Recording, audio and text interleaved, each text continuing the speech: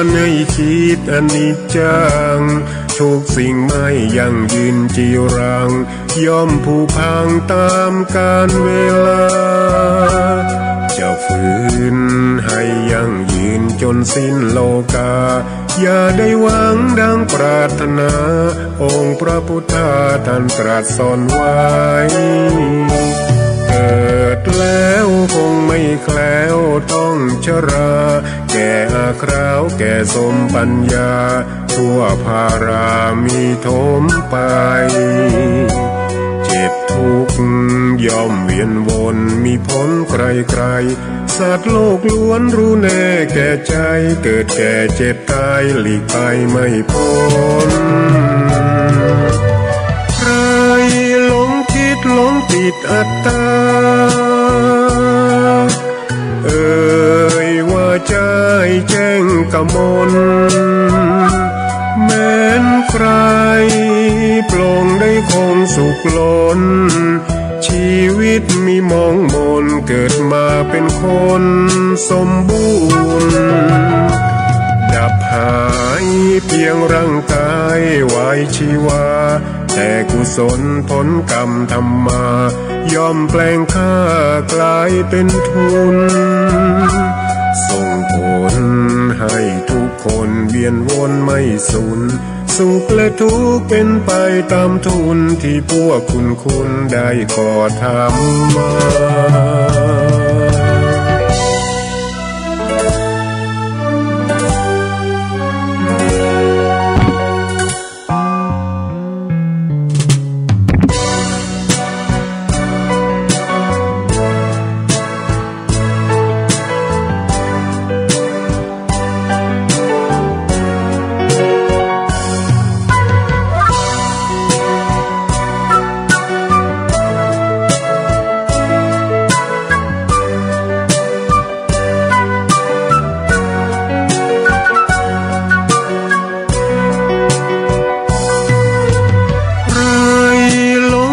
หลงติดอัตตาว่าใจแจ้งกมลแม้นใครปลงได้คงสุขล้นชีวิตมีมองมนเกิดมาเป็นคนสมบูรณ์ดับหายเพียงร่างกายไว้ชีวาแต่กุศลผลกรรมทำมาย่อมแปลงค่ากลายเป็นทุนส่งผลให้ทุกคนเวียนวนไม่สูญสุขและทุกข์เป็นไปตามทุนที่พวกคุณได้ก่อทำมา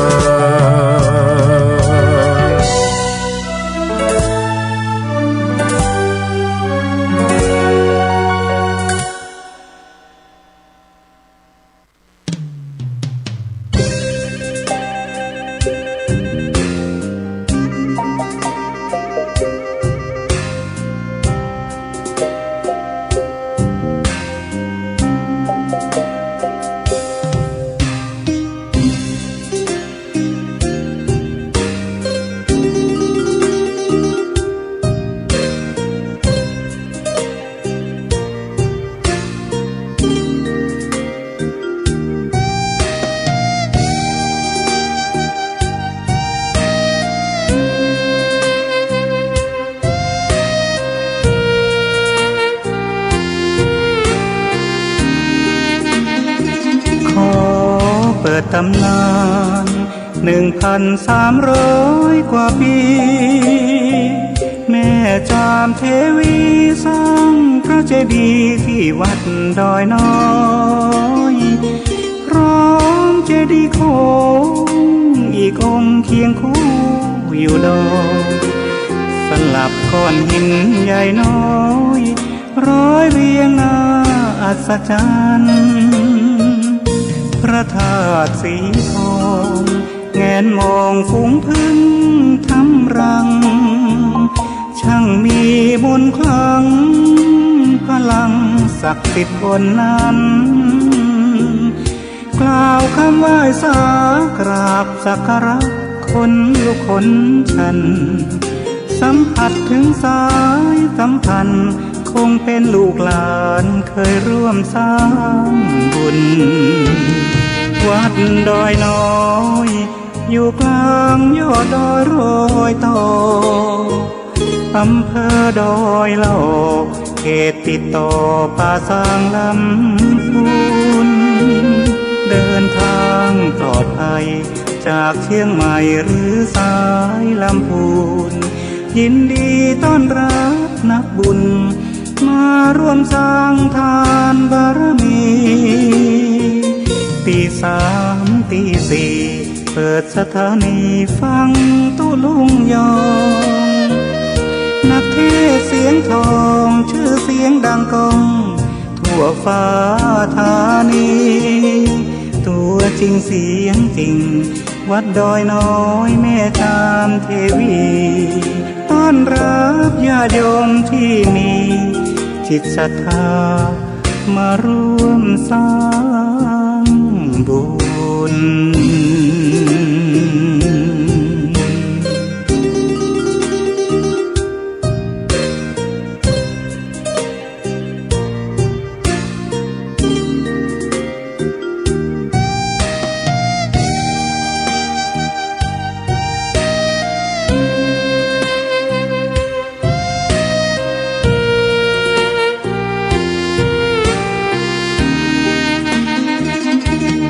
วัดดอยน้อยอยู่กลางยอดดอยโรยต่ออำเภอดอยเหล่าเขตติดต่อป่าสางลำพูนเดินทางปลอดภัยจากเชียงใหม่หรือสายลำพูนยินดีต้อนรับนักบุญมาร่วมสร้างทานบารมีตีสามตีสี่เปิดสถานีฟังตุลุงยองนักเทศเสียงทองชื่อเสียงดังก้องทั่วฟ้าธานีตัวจริงเสียงจริงวัดดอยน้อยแม่จามเทวีต้อนรับญาติโยมที่มีจิตศรัทธามาร่วมสร้างบุญ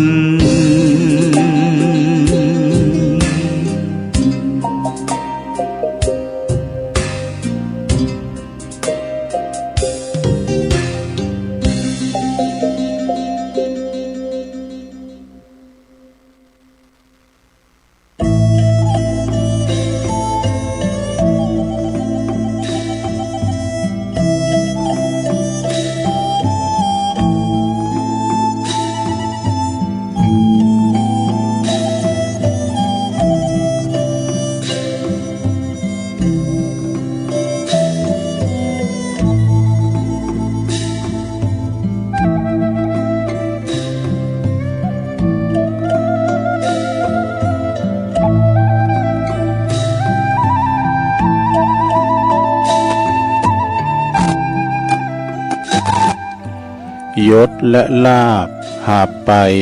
มิได้แน่เว้นเสียแต่ต้นทุนบุญกุศลทิ้งสมบัติทั้งหลายไว้ปวงชนร่างของตนเขายังเอาไปเผาไฟ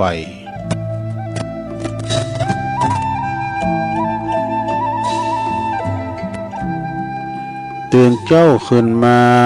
เยี่ยมแย้มแจ่มใสทุกโศกโลกภัยหายไปหมดสิ่งก็ขอความนอบน้อมแด่พระรัตนตรัยอันมีพระพุทธพระธรรมพระสงฆ์เป็นสรณะที่พึ่งกราบแนบไต่ไหวสาถวายความเคารพครูบาอาจารย์พระมหาเถรานุเถระท่านเจ้าคณะพระสังฆาธิการ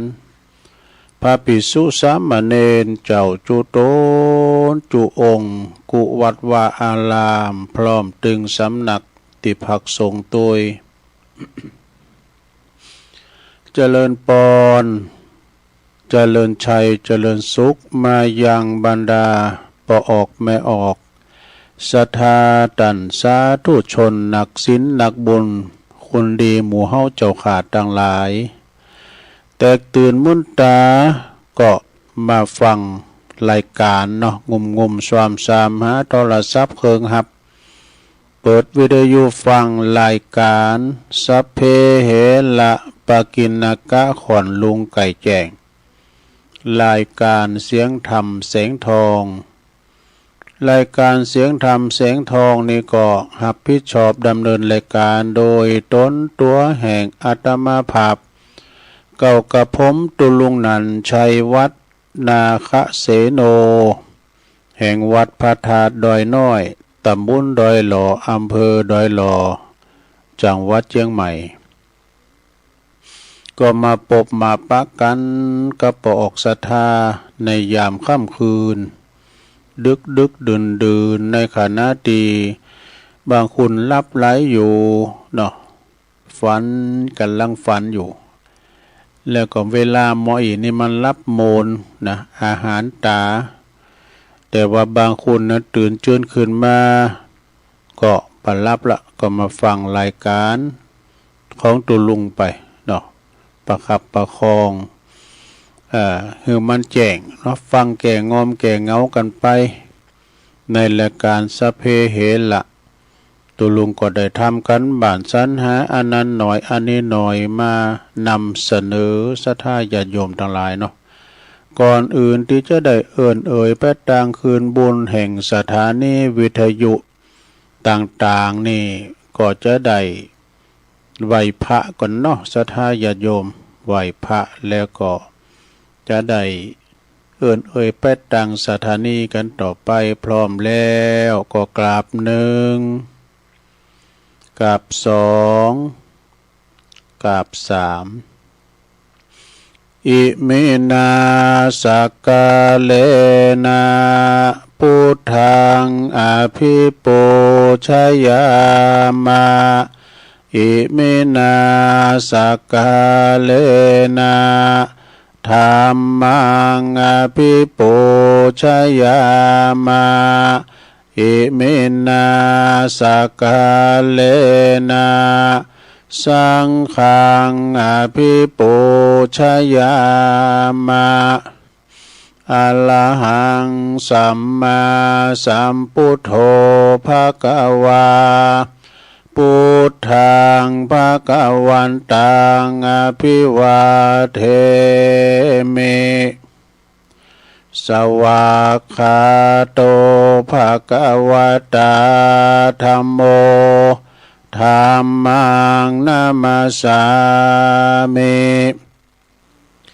สุปฏิปันโนภคะวะโตสาวกสังโฆสังฆังนะมามิ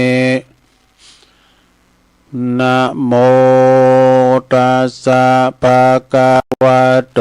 อะระหะโตสัมมาสัมพุทธัสสะนะโมตัสสะภะคะวะโตอะระหะโต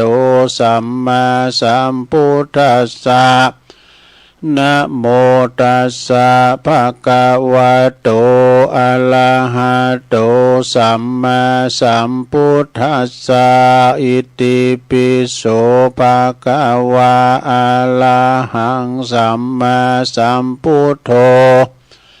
วิจาจารณะสัมปันโนสุขโตโลกวิทูอนุตตโลปุริสตัมมาสาลาทิสัทธาเทวมนุสสานังพุทโธภควติสวากขาโตภควตาธัมโมสันติติโกอากาลิโกเอหิปัสสิโกโอปันนยิโก ปัจจตังเวทิตาโปวินโยเหติสุปฏิปันโนภะคะวะโตสาวกสังโฆอุจจุปฏิปันโนภะคะวะโตสาวกสังโฆยายะปฏิปันโนภะคะวะโตสาวกสังโฆสามิจิปฏิปันโนภะคะวะโตสาวกสังโฆญาติตังจัตตาลิปุริสายุคาเนอัฏฐปุริสาปุคลาเอสะภะคะวะโตสาวกสังโฆอะหุนายโยปะหุนายโยตักขินายโยอัญจลิกาลานิโยอนุตตลังปุญญเขตังโลกัสสติจายันโตโปธิยามุเลสกายานังนันทิวัตตโนเอวังตวังวิจัยโยโหหิจัยยสุจัยยมังกาเลอัปปลาจิตตปันลังเกสิเสปัทาวิโปคะเลอภิเสเกสัปปะพุทธานังอากาปโตปโมทติสุนักตังสุมังกาลังสุมปะปะตังสุโหติตังสุขโนสุโมโหโตจะสุยิทังพระมาจาลิสุปัทกินังกายกัมมังวาจากัมมังปัทกินังปัทกินังมโนกัมมังปณิทิเตปัทกินาปัทกินานิกาตวนะลาพันตเถปัทกิเนสัพพิติโยวิวัจจันตุสัพพะโลกโควินาศตุมาเตภวัตวันตลายโยสุขิติกายุโกภวะอภิวาทนาสิลิสานิจังมุทาปัจจายโนจัตตาโลธัมมาวัฏันติอายุวันโนสุขังปะลัง เอาแล้วเนาะสาธุญาติโยมต่างหลายตัวลุงก็ปิ้นเก้าปิ้นโหนำสวดมนต์ไปปิ้นตีเรียบร้อยก็ขอคุณพาติตะไลรัตนะผ่านแผ่วพระเกี่ยวเจ้าตั้งสามประการนอจงดลบันดาลมาปกป้องคุ้มครองรักษาวัดวาอารามควงเกี่ยวตั้งสามมาปกป้องรักษาดูแลยังครูบาอาจารย์พระสงฆ์องค์สามเณรเจ้าอยู่กับวัดกับวาได้มาสืบทอดพระศาสนาเผยแผ่สัจธรรมคำสอนขององค์บวรสัมมาสัมพุทธเจ้านะได้มาปิ้นนอนเนื้อนาบุญสัทธาญาติโยมแต่มาทำบุญสักการะปูชากราบไหว้นะก็ขอเอาศรัทธาญาติโยมเข้าวัดเข้าวานำกินนำตาลนำศีลนำภาวนาแล้วก็นำกึดนำสร้างวัดวาอารามศาสนาของเฮาการกรุงลุงเรืองกันปิ้นต่อไปเด้อปอหลงแม่หลงปอลุงแม่ป่าขอให้มีสุขภาพพลานามัยสมบูรณ์แข็งแรงปิ้นลมโพลมใสของลูกของหลานกันต่อไปตุลุงก็ขอเป็นกำลังอกกำลังใจอีปออีแม่ที่เดินเหินไปนี้ไปที่ไหนตั้งใดบ้าใดก็เอาวิทยุเนี่ยเด้อเป็นกูเป็นกีมไปฟังนำฟังธรรมไป นะพอบ้านแม่บ้านจะขับรถขับลาออกคุ้มออกโฮกก็มีสติก่อนสตาร์ทรถมันหนักมันหลายเนาะใจความระมัดระวังจะไปประมาทรถมันหลายขอเดินทางแคล้วคลาดปลอดภัยทั้งขาไปทั้งขากลับเนอะเอาละตอนนี้ไปก็จะไปต่างคืนบุญสถานีต่างหลายเนาะในเครือข่ายที่เปิ้นรับสัญญาณรายการทำมาส่งเวลาตั้งแต่3 โมงเนาะที่3 ถึง 5 โมงดังต่อไปนี้เนอะขอขอบคุณสถานีวิทยุคลื่นพระพุทธศาสนาการศึกษาและวัฒนธรรมของวัดฝายหินตำบลสุเทพอำเภอเมืองเชียงใหม่ FM 104.50 เมกะเฮิรตซ์โดยเมตตาบารมีธรรมอาจารย์พระครูสมุวิสุวัฒน์วรกิจโจองค์ขลงในเมืองก็ฟังตั้งแต่เพลงมาแล้วเหมือนกันเนาะก็ฟังกันไปครอบคลุมกันหมดเนอะขอบคุณสถานีวิทยุคณะสงฆ์อำเภอฝางเนาะตั้งอยู่ที่วัดพระพุทธบาทอุดมน้ำบ่อสาวาสำนักวิปัสสนา FM 100.25 เมกะเฮิรตซ์โดยเมตตาบารมีธรรมหลวงปู่ท่านพระครูสุจิตานุรักษ์หลวงปู่ใหญ่เจ้าคณะอำเภอฝางเนาะแล้วขอบคุณเจ้าหน้าที่ลิงสัญญาณตุปีเจริญโชติธโมนะพี่น้องแม่อ้ายใส่ประการฝางก็ฟังกันมักโป่งหลงลายเนอะขอบคุณสถานีวิทยุแดนดินถิ่นล้านนาตั้งอยู่ที่บ้านโฮงโง่ตำบลนำบ่อหลงอำเภอสันป่าตองเนอะ FM 103.50 เมกะเฮิรตซ์โดยคุณรุจิสมบัติเงาคำเนอะขอบคุณสถานีวิทยุคืนธรรมของชุมชนวัดห้วยตองซักตำบลขงเป้าอำเภอจอมทอง FM 98.75 เมกะเฮิรตซ์โดยเมตตาบารมีธรรมอาจารย์พระครูวาปีวรมานิตเนอะพี่น้องโซนไต่สายไต่ก็ฟังกันมากโป่งหลงหลายขอบคุณสถานีวิทยุมนต์เสียงธรรมจากอำเภอแม่แจ่มวัดบุพาราม FM 106.25 เมกะเฮิรตซ์โดยเมตตาบารมีธรรมหลวงปู่พระครูมงคลวิสิทธิ์หลวงปู่เจ้าคณะอำเภอแม่แจ่มเนอะขอบคุณท่านพระปลัดอุทัยตึง2อุทัยโดยขอบคุณสถานีวิทยุเน็กเนลเรดิโอ FM 96.75 เมกะเฮิรตซ์ตั้งอยู่ที่บ้านโจงตำบลทุ่งขวาวห้างหุ้นส่วนจำกัดอนุสรณ์เรดิโออำเภอเมืองปานจังหวัดลำปางขอบคุณสถานีวิทยุชุมชนคนเหนือเขื่อนตั้งอยู่ที่บ้านดุงดำอำเภอฮอดจังหวัดเชียงใหม่ FM 90.75 เมกะเฮิรตซ์ขอบคุณสถานีวิทยุเพื่อการศึกษาและพัฒนาอาชีพเรดิโอเน็ตเวิร์ก FM 103.00 เมกะเฮิรตซ์อำเภอเมืองจังหวัดลำปางขอบคุณสถานีวิทยุเรดิโอเน็ตเวิร์ก FM 99.50 เมกะเฮิรตซ์วิทยาลัยวิทยาลัยเน็กวิทยาลัยเทคโนโลยีเพื่อการจัดการกฟผ.แม่เมาะลำปางแล้วขอบคุณสถานีวิทยุคืนใหญ่คืนโรงเนอะวิทยาลัยสงฆ์นครลำปางนะอันนี้ก็ตั้งอยู่ที่วัดบุญญาวาสวิหาร FM 106.50 เมกะเฮิรตซ์เนอะโดยท่านดร.จิรศักดิ์ปันลำผู้อำนวยการสถานีขอบคุณท่านดร.พัชริยาฟองจันตาฝ่ายวิทยุเจ้าหน้าที่เฮาลิงสัญญาณพี่น้องตั้ง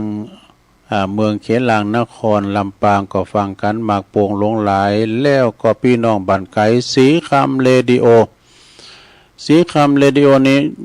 ปุ้นอยู่หน้าเหลืองนอกอำเภอเวียงสาจังหวัดน่านFM 92.50 เมกะเฮิรตซ์นี่อันนี้ก็เป็นคืนบุญของสถานีแต่ละคืนเนาะที่เปิ้นได้ลิงสัญญาณก็กล้องสัญญาณไปหือศรัทธาได้ฟังกันตั้งบ้านตั้งจองตั้งหอตั้งเฮินถ้ามีเปิ้นหมดนี่นะเจ้าหน้าที่ดีเจที่ประกอบอดตารับครับตานอนอย่างตุลุงเนี่ยอย่างศรัทธาเนี่ยเปิ้นก็มาทำหน้าที่ธรรมะคือหน้าที่คอยที่จะเกาะเกี่ยวสัญญาณเนาะคือศรัทธาได้ฟังกันตั้งบ้านตั้งจองอยู่ที่ไหนก็ฟังกันได้แต่หากว่าเปิ้น นอนอยู่น่าก็กอยฟังจะไปเปิดดังถ้าว่าปลุกมาแล้วจะเยการบาลอบตอบแทบอยู่คนเดียวแต่ก็ดุดตางหน่อยแต่มาปฏิบัติปัดกวาดหอเฮิรนเดินดาวเฮาเนี่ยมาเกมโตจะได้หนึ่งเข่าเป่าไฟทำหงหาอาหารให้นอนทำสำหรับกับเขาเล่งขอบโคเล่งครับเนาประมาณนั้นเล่งครับเนากันอันอยู่กันกินกาฝุ่นตกมาอีกก็ยังแควนหน่อยเนาะพักไม้ก้าหน่อสร้างหางไม้ก็ปรุงก็งอกเงยมาเนี่ยอาหารตามฤดูกาลก็สำเร็จก็มีเฮ็ดพองอีกก็เอามาสู่จู้กันกินกันไปเนาะศรัทธาญาติโยมทั้งหลายแล้วก็เฮาก็จะได้จะได้ทำการทำงานต่อสู่ชีวิตการไปเป็นวันไปนะวันนี้มาพบมาปะกันก็ตรงกับวันที่1แล้วเนอะที่1อย่างตัว1พฤษภาคมพุทธศักราช2568มานี่เนอะวันนี้นี่ก็จะเป็นวันแรงงานแห่งชาตินะธนาคารเปิ่นยุดนี่ว่าวันแรงงานแห่งชาติเนี่ยแต่ว่าวันลักยาเฮาเนี่ยยุดสักวันนะย่างวันนี่ก็วิทย์ไปวันนึงเฮาก็เป็นว่าวันนี้เป็นวันคุณทำงานวันแรงงานแห่งชาติเยการทำงานสุดปีวันนี้เป็นวันสำคัญในวันแรงงานแห่งชาติเนาะศรัทธาญาติโยมทั้งหลายฉะนั้นก็วันนี้มาพบมาปะกันแล้วก็บ่ฮือการแก้วเสียเวลาศรัทธานาบุญเราก็ฟังรายการกันมาวันนี้ตุลุงก็จะน้อมนำเอาเนาะคติธรรมกรรมบักเก่าคติธรรมกรรมบักเก่านี่ก็คือจะอุดถึงเรื่องของประโยชน์ของการเป็นกดไล่ก้าส่งขอความก้าอันนี้ก็เป็นการดีอย่างหนึ่งเนาะได้กดกันก้าไอ้นะคุณเฒ่าคุณแก่เป็นกดหากันส่งความสุขให้กันนี่นะอันนี้ก็ตั้งในข้อคิดเรื่องนี้ก็มีถ้าจบข้อคิดเรื่องนี้แล้วก็จะได้เล่านิทานวันนี้นำเสนอวันนั้นก็เล่ากรรมหนึ่งก็ให้นิทานอย่างตุอันนี้มันเป็นนิทานธรรมเหมือนกันเด้อศรัทธาเด้อนิทานธรรมเรื่องอย่างตุเรื่องนกกระจอกเทศนกกระจอกวันนั้นเป็นนกกระจอกกันเนาะวันนี้เป็นนกแขกเต่าวันนั้นนกแขกเต่ากันนะวันนี้เป็นนกกระจอกก็ลองมาฟังก่อนนะเป็นนกที่มันความกตัญญูเนี่ยก็คล้ายๆกันก็คือแนวเดียวกันนะก็ลองฟังพอก็เดี๋ยวคำก่อนนี้เขาก็เรื่องประโยชน์ของการกดไล่หากันก่อนเนาะลองฟังพอนะเปิ้นบอกว่ากดไล่กดหยังเนี่ยนะมันก็เป็นการดีอย่างหนึ่งนะเปิ้นว่าไปงานศพของคุณที่หูจักกันพอดีลูกชายของคุณตายนี่เป็นลูกศิษย์ของเปิ้นวะนะลูกชายของคุณตายนี่เป็นลูกศิษย์ของเปิ้นหลังพิธีทางศาสนาลูกชายในท่านเป็นเจ้าภาพก็กล่าวขอบคุณผู้ที่ลมมาฟังสวดฟังเทศน์และก็ได้กล่าวขอความบทหนึ่งว่าเมื่อก่อนนี่ก็บ่เข้าใจเนอะทุกเจ้ามาเนี่ยอีแม่เนี่ยว่ากดไล่กดหยังส่งดอกไม้ส่งกำสวัสดีทักทายกับคุณทั้งหลายต่างนั้นพองตานีพองก็ไปกดหยังทำไมแม่เอ้ยน่ะในความที่เฮาเป็นหนุ่มเป็นสาวมองหันว่าไล่สาระอย่างยิ่งวะนะแต่พอเกิดเหตุการณ์นี้ขึ้นมาถึงได้เข้าใจเนอะวะนะเพราะว่านี่แม่เขาไปโรงพยาบาลนะจาก5 วันเป็น7 วันจาก7 วันเป็น10 วันเนี่ยไปแล้วก็วันไล่เพราะว่าในไล่ของแม่มีแต่คำถามว่าในโทรศัพท์มือถือไปก็จะถามเลยเนาะ หายดีแล้วก็หายไปไหนมีคนปิ้นโหงเนอะทักทายถามมาตลอดว่าปิ้นไหนพองสบายดีเนี่ยไปหงยาขอหายไว้ๆเนี่ยปันหอมปันหายเด้อนะเพื่อก็จะเขียนไว้เยอะนะขออันเรียกว่าเนี่ยก็ปนว่าหันบนเป็นกำลังใจนะเขาเป็นกำลังใจนะจนว่าแม่ของปนเนี่ยจบชีวิตเสียชีวิตไปเนี่ยจึงได้อาศัยช่องทางเนี่ยช่องทางนี่แหละนะตอบคำถามหือญาติมิตรเกี่ยวสายคำของแม่หู้กันว่าแม่จากไปแล้วนะในงานสวดงานเทศน์งานสวดแต่ละคืนเนี่ยปืนนี่แม่แล้วก็ผู้ที่มารวมกันน่ะมากหนาหลายตามากันหนักกำแล้วว่าส่วนใหญ่ก็บ่ได้ฮู้จักเขาบ่ได้ฮู้จักลูกเพิ่นหรอกแต่ท่านมาฮู้จัก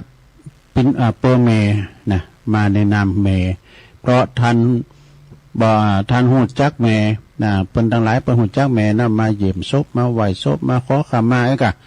เพราะว่าเกิดทักเกิดทายกันทุกเช้ากุเจ้าศรัทธาญาติโยมแต่ตอนนี้เขาก็เลยเข้าใจว่าทำไมคนสูงวัยถึงต้องส่งดอกไม้มาทักทายกันทุกเช้านะสิ่งเล็กๆในสายตาของคุณหนุ่มสาวเนี่ยแต่ว่ามันมีความหมายแล้วก็มีคุณค่าในสายตาของผู้สูงวัยต่อไปนี้จะบอกกล่าวหาภัยแล้วว่าเป็นเรื่องไร้สาระว่าจบซะได้อันนี้ลูกบ่าวเพิ่นแสดงเนาะ ลูกบ่าวเพิ่นแสดงก็จบไปทำกรรมนะขอบคุณแม่เดือนเพ็ญทิมหวางเด้อสูงมา เยอะสดาเนาะตุลุงก็กะเอาก็เอานี่ก็การอันตุลุงเพิ่นมีกรรมอุก็เอาประสูงมาก็ว่าไปนี่โลกมนุษย์จะน่าอยู่จะไม่เปิดว่าจากนี้ไปโลกมนุษย์จะไม่น่าอยู่แล้ว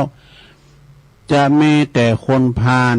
คนเกเรจิตใจเหี้ยมโหดเหี้ยมคนบาปหยาบหนามาเกิดด้วยว่าเราและจะอยู่ร่วมกับเขาอย่างไรนะ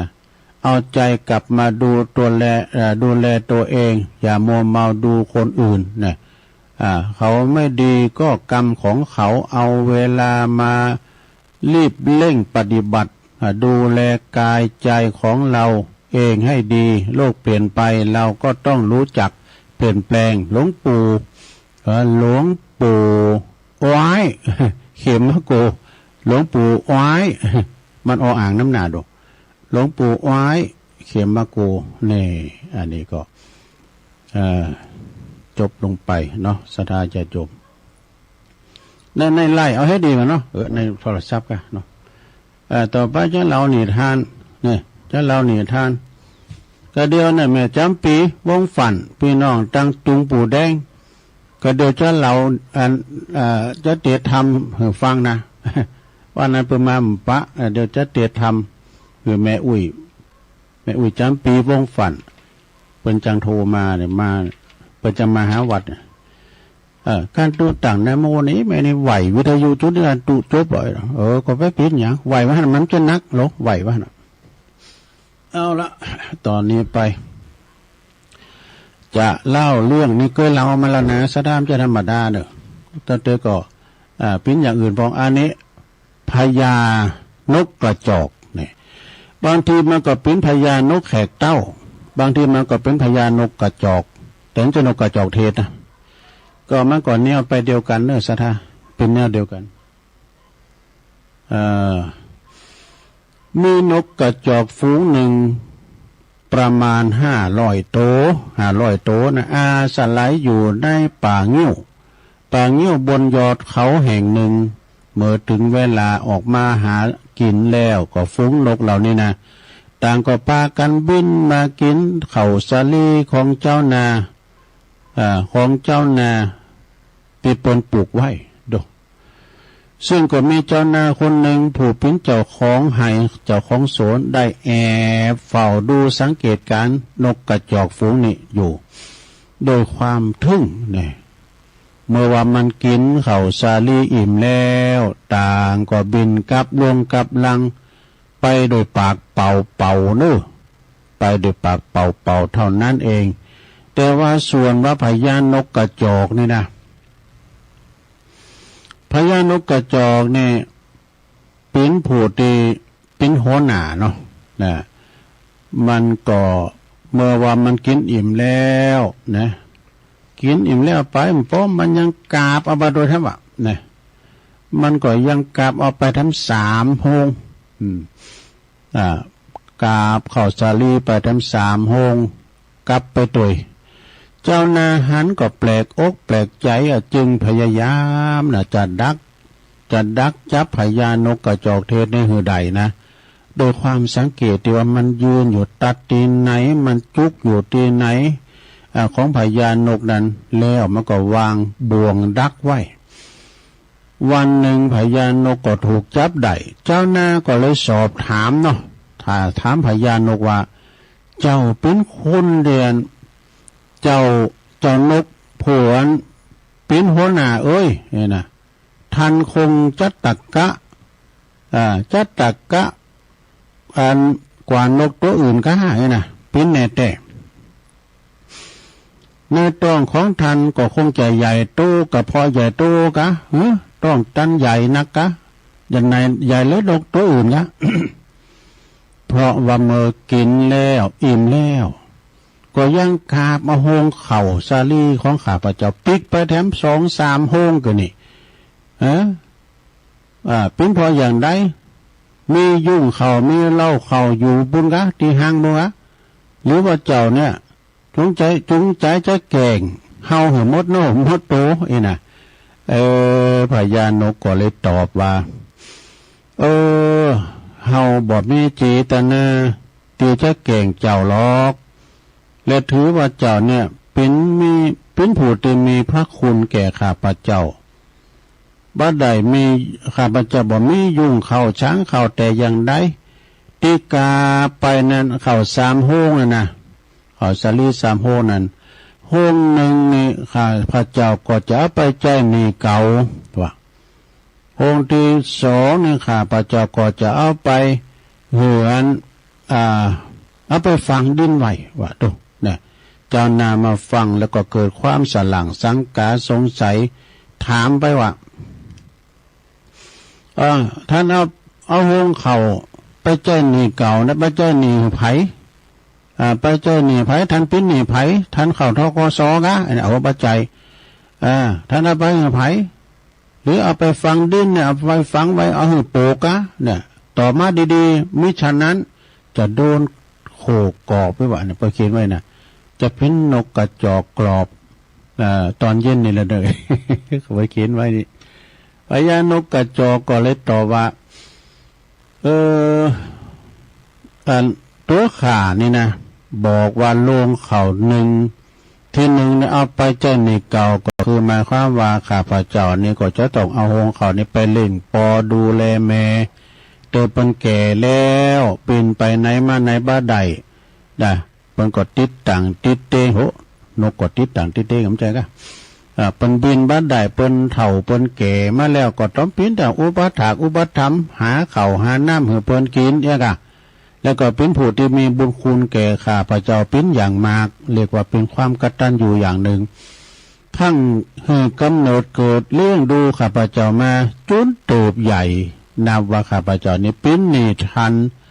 จึงสมควรใจหนี้ทันปอเมนะจับชำระใจหนี้ปอเมนะแล้วก็เข้าห้องที่2แล้วส่วนว่าเข้าห้องที่2นั้นก็เอาไปฟังที่เอาไปหือเขากูเขายืมก็คือหมายความว่าเอาไปหือลูกน้อยทั้งหลายเตียงตัวน้อยขุนยังห่มกุ่นเด้อขุนมันยังบินบ่ได้เตยังบ่สามารถที่จะบินไปหากินได้และเมื่อข้าพเจ้าเล่งเขาใหญ่ตอนนี้แล้วต่อมายามเมื่อข้าพเจ้าแก่เฒ่า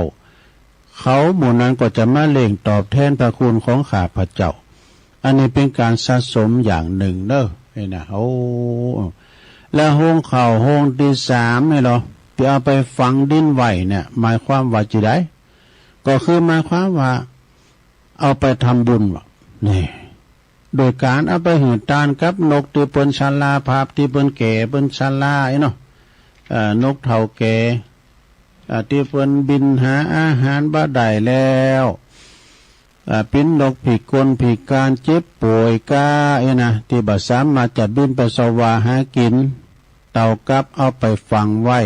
เพราะบัณฑิตทั้งหลายเปิ่นกล่าวไว้ว่าเพราะว่าการทำบุญเป็นการฝังขุมทรัพย์ไว้มันใจกะไอ้น่ะเจ้าหน้าได้ฟังแล้วก็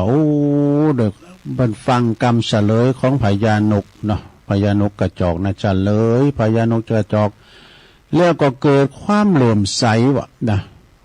วันนกนี่มีปัญญาโเปิ่นเป็นผู้นำนกได้กันนี่เนาะนกนี่มีปัญญาโลก็มีปัญญาแล้วจึงเป็นนกตีนานับถือทั้งตัวหนึ่งนะแล้วจึงได้เ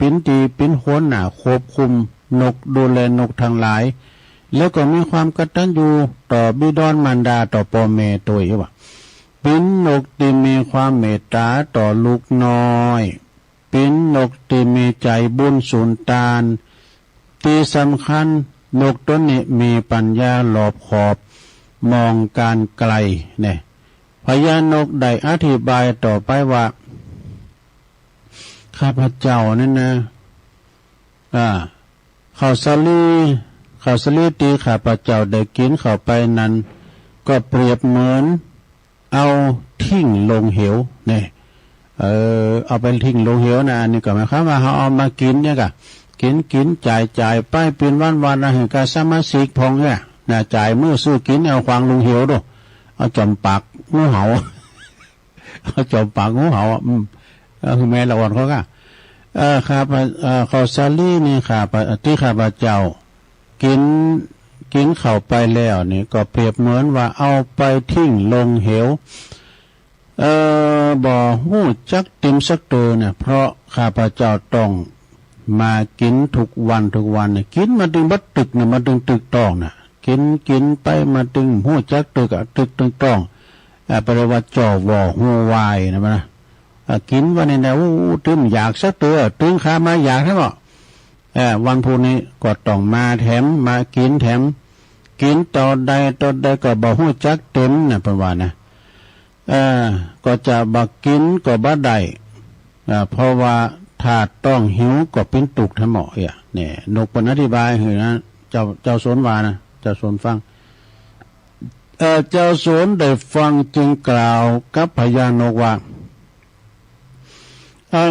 าละเนาะพญานกเอ้ย เจ้านกผู้มีปัญญานะที่แรกข้าพเจ้าเกิดว่าท่านเนี่ยเป็นนกที่โลภมากแต่มาฟังการอธิบายจากท่านแล้วเนี่ยท่านเนี่ยมีปัญญามีความกตัญญูมีจิตใจเป็นบุญเป็นกุศลเพราะนกตัวอื่นเขาก็กินเสร็จแล้วก็ไปบินไปเรียบร้อยบ่หงต้องไผ บ่หงต้องไผแล้วบินไปเรียบร้อยเขาบ่มีกราบยังไปเลยไปหือปอหือแม่เขาส่วนว่าท่านเนี่ยบินมาหากินแล้วก็ยังกราบเอาหงเข้าไปแถมแต่พอฟังทันแล้วถึงหู้ว่าทันเนี่ยบ่ได้กราบไปเพราะความโลภแต่กราบไปเพราะความดีคือเอาไปเล่งปอเล่งแม่เอาไปเล่งลูกเต่าเหล่าล้านเหลนเอาไปทำบุญก็หือตันเหือนนกโตเถ่าโตชะลาได้กินได้บริโภคเนาะท่านทำดีจริงๆนี่ดอกจากนั้นก็จะมีจิตเลื่อมใสในใจศรัทธาว่าคุณธรรมของพญานกเนี่ยมากหนักเนอะจึงแก่เคืองพันธนาการน่ะคือบ่งก้องนะที่มันมัดคอข้าวไว้นะมัดแก่เจือกออกที่ผูกกับเท้าพญานกปล่อยให้เป็นอิสระภาพแล้วก็มอบนาข้าวสาลีให้พญานกรับนาข้าวสาลีไว้เพียงส่วนหนึ่งนะซึ่งก็กะคะเนว่าแล้วว่าเพียงพอแก่บริวารเจ้านา เพียงพอต่อบริวารนะเจ้านาเขาสาลีเพียงส่วนหนึ่งซึ่งก็พอกับบริวาร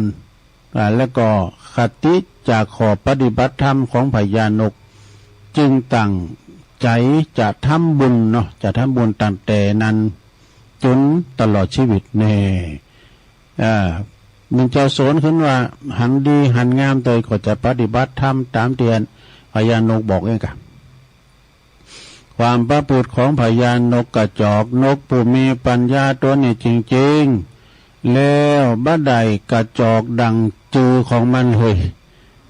แล้วก็เป็นตัวอย่างดีๆว่าโอ้คุณเฮาทุกคนนั้นควรหูว่าครบบริหารควรบริหารจัดการทรัพย์สินอย่างใดพองจึงจะเกิดประโยชน์สูงสุดทั้งต่อคนเองทั้งต่อตนเองแล้วก็ครอบครัวแล้วก็ต่อสังคมนับเป็นการใช้ทรัพย์อย่างชาญฉลาดนะ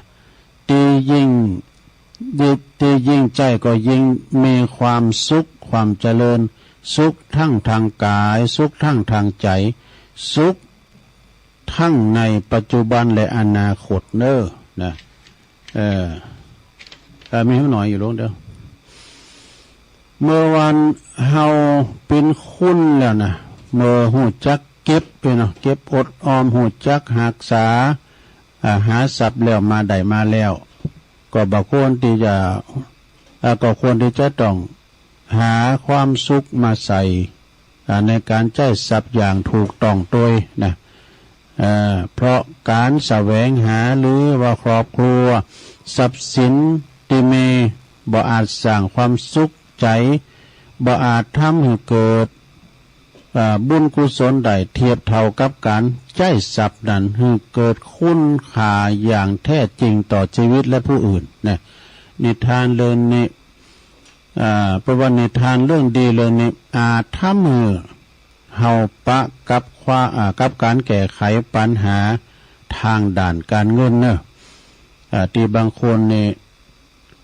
ประวัติที่บางครั้งนี่เฮาอาจจะคิดบ่ถึงหรือว่ามัวแต่ยุ่งจนละเลยไปละเลยไปบ่มีปราชญ์หรือว่ากูรูแปลว่าผู้ฮู้นะกูรูทางการเงินเคยกล่าวไว้ว่าไผฉลาดไผประวัติไผมีปัญญาเรื่องการเงินระวังตัวไว้ให้ดีว่าเรื่องอื่นๆที่เลี้ยวไล่นั่นมันกำลังจะตามมาปืนละหลอกไปจบลงไปซะนะจบลงไปนะ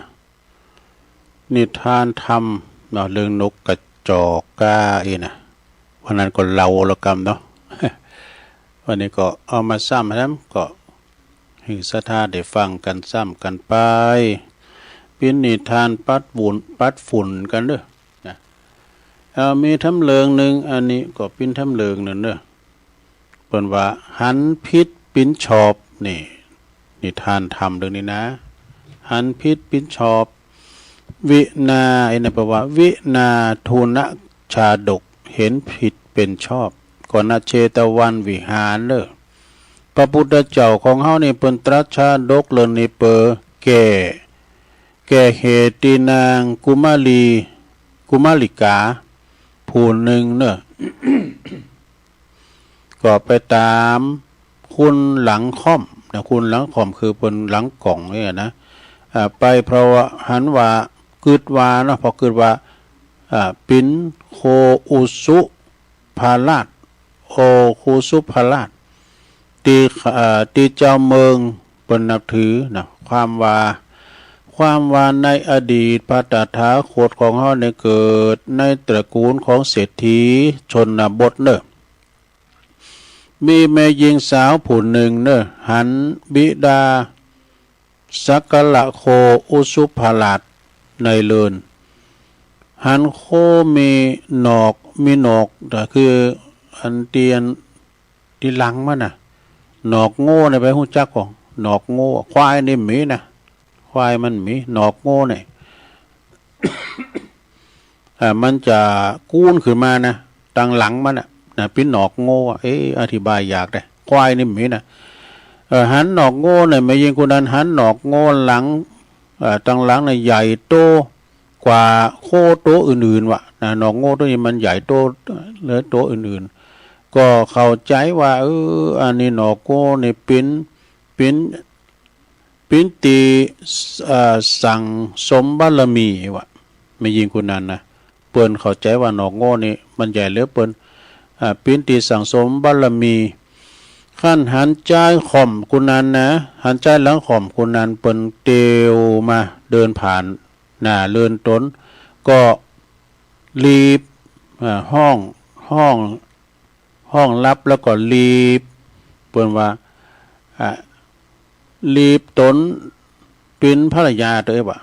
ฮับต้นเป็นภรรยาไอ้แสดงเป็นเมย์เปิ้นได้เลยเนาะใจหลังข่อมนะแล้วก็หนีตามใจหลังข่อมนั้นไปว่ะครั้งนั้นเศรษฐีชนบทมีบุตรอยู่คนหนึ่งเด้อเมื่อบุตร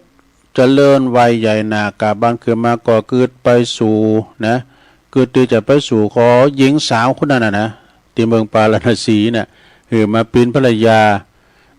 ผ่านมาป้าใส่เขาพอดีนะจำได้ว่าโหมายิงคนนี้ก็ไปสู่ขอไว้แล้วเนี่ยนะ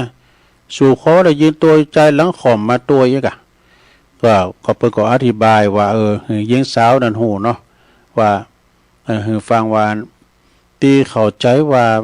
ปิ้นบุรุษผู้นี้นะปิ้นผู้มีบารมีนั้นจะไปเข้าใจผิดเน้อนะบุรุษผู้นี้เป็นใจคุณพิการว่ะหลังข่อมเป็นใจคุณพิการบ่สามารถเลี้ยงดูเอาอกเอาใจสมทันนะไดลอกนะหญิงสาวคนนั้นก็เลยฟังแล้วเขาเข้าใจเศรษฐีนั่นก็ปาหญิงสาวนั้นมากลับมาสู่เรือนตนแล้วก็เอามาแต่งงานกับลูกชายของตนแล้วก็ในกาลต่อมาหญิงสาวผู้นั้นก็คือนางกุมาริกาในข้างนี้แหละส่วนว่าเศรษฐีชนบทนั้นก็คือองค์พระตถาคตนั่นเองเนี่ยขอคิดเรื่องนี้เพิ่นว่าได้ยินเรื่องใดมาควรใจสติพิจารณาเฮือทีท่วนก่อนที่จะหลงเจอจบลงไปศรัทธาญาติโยมอันนี้ก็เป็นนิทานธรรมเนาะแถมเรื่องหนึ่งมีมานี่แถมเรื่องนึงอันนี้เป็นทดสอบขันติเนาะ ก็ขันติวันณชาดกนะการทดสอบขันติในณเชตวันวิหารเด้อพระพุทธเจ้าของเฮาในปนก่อตรัสชาดกเรื่องนี้เปิดสอนให้ภิกษุทั้งหลาย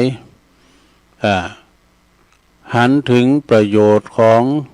การมีขันติก็คือความว่าในอดีตพระเจ้าพรหมทัตเป็นราชาผู้ครองเมืองปาราณสีเนอะอามาตย์คนหนึ่งนะอามาตย์ผู้หนึ่งในประพฤติตนอนาจารประพฤติอนาจารกับนางสนมพระเจ้าพรหมทัตหันว่าอามาตย์ผู้นั้นนี่มีกุลแก่บ้านเมืองมานักแล้วจึงข่มอารมณ์ไว้บ่ได้ลงโทษใดๆแต่เมื่ออามาตย์ผู้นั้นผู้หู้ว่าคุณใจในเรือน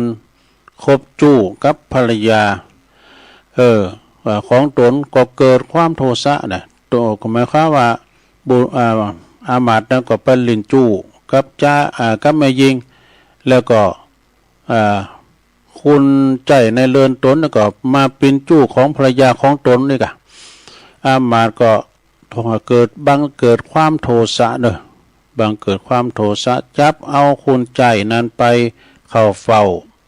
ตีพระเจ้าพรหมทัตหือลงโทษกำเตอนะพระเจ้าพรหมทัตก็จึงกล่าวว่าข้างหนึ่งนี่มีอามาตย์ผู้หนึ่งลงละเมิดนางสนมนะหันว่าอามาตย์ผู้นั้นเป็นผู้มีกุลแก่บ้านแก่เมืองจึงอดทนไหวใจขันติบ่ลงโทษข้างเมื่อเหตุการณ์เช่นนี้บังเกิดขึ้นในเรือนของท่านก็ควรที่จะระงับอารมณ์เสียดอามาตย์ผู้นั้นห หู้ว่าพระราชาเนี่ยหมายถึงตนจึงเลิกประพฤติอำนาจจึงเลิกประพฤติการทำอนาจารกับนางสนมอีกนะส่วนว่าควรหับใจในเรือนของอามาตย์นั้นก็หันว่านำความเข้าแจ้งแก่พระราชาแล้วก็บักกาตีจะไปเล่นจูกับภรรยาของอามาตย์อีกต่อไปนะเพราะโกอาญาเนี่ยกาลต่อมาเนี่ยพระราชานั้นข้างนั้นก็คือนะพระตถาคตในกาลบัดนี่แหละข้อคิดเรื่องนี้เปิ้นก็บอกว่าถ้าบัดต้องการเนาะถ้าบัดต้องการเหือไผทำผิดต่อเฮาก็ควรบ่ไปทำผิดต่อผู้อื่นจบลงไปซะนะก่อนเราไปก็กุมาไปเนสดานะขออภัยด้วยสเตก็ไม่ได้เลปองกายนะมาถึงตอนนี้นี่ตุลุงก็จะได้ยอบย่างให้ก้ำกันนะลงนะจะยอบย่างเพราะว่าก็เดียวก็จะได้เตดนำเตดธรรมเตดธรรมวันนี้ก็คือจะเตดธรรมอันมรดกธรรมมันเรื่องกรรมเนี่ยนะศรัทธาญาโยมเนาะเรื่องกรรมเนี่ยศรัทธาญาโยมได้ฟังกันตอนนี้ก็จะได้ยอบย่างให้สักกรรมกันเน้อยกใหญ่ใครตีก่อนนั่งมึนลำไปก็เจ็บเอวเดี๋ยวมาปากันในชั่วโมงที่2เนาะ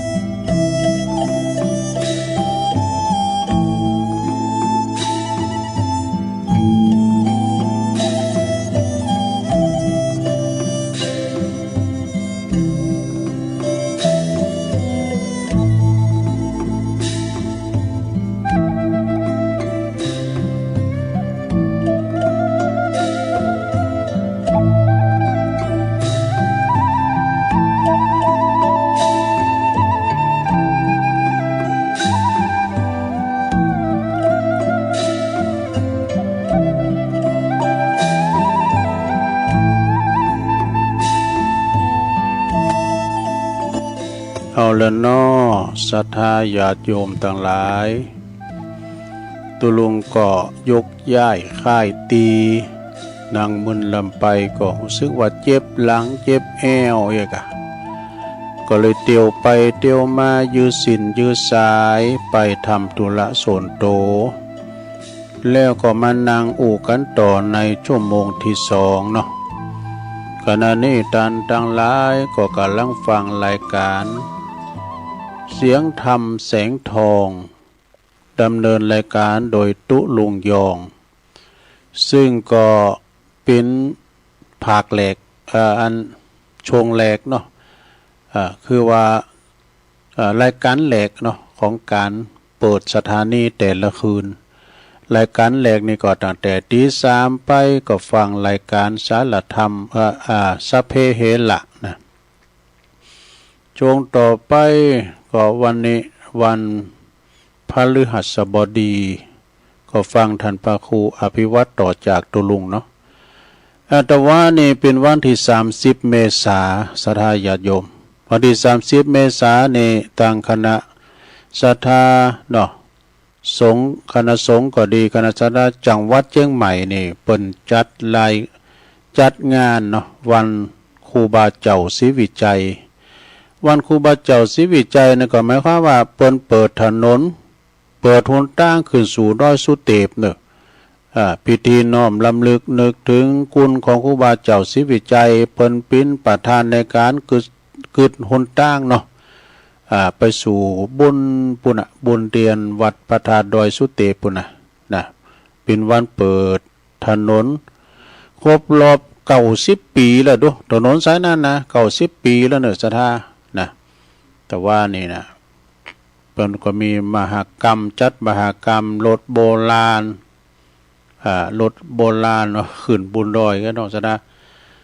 อันนี้ก็จบลงไปศรัทธาเนาะเป็นวันที่30ทุกปีเพิ่นก็จะจัดกิจกรรมเป็นวันเปิดหนทางขึ้นสู่บุญดอยสุเทพในบุญบารมีของครูบาเจ้าศรีวิจัย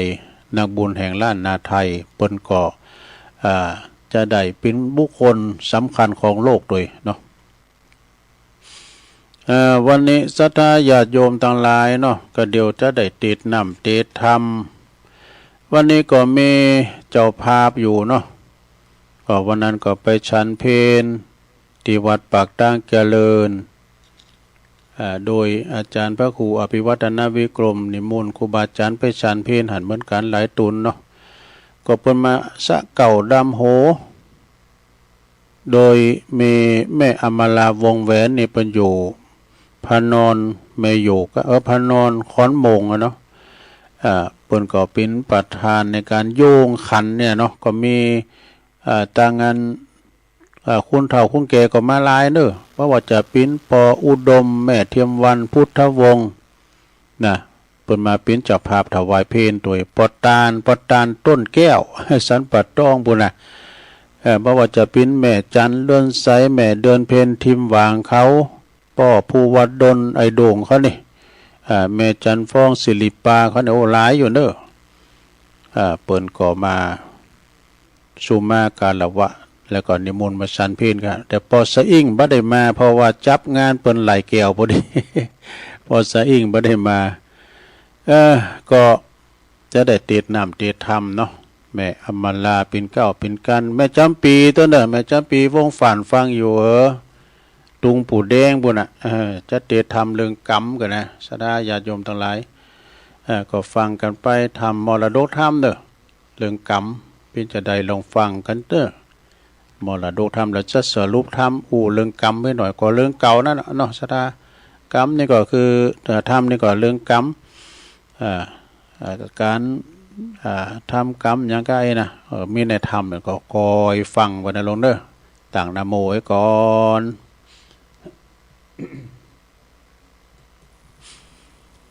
นะโมตัสสะภะคะวะโตอะระหะโตสัมมาสัมพุทธัสสะ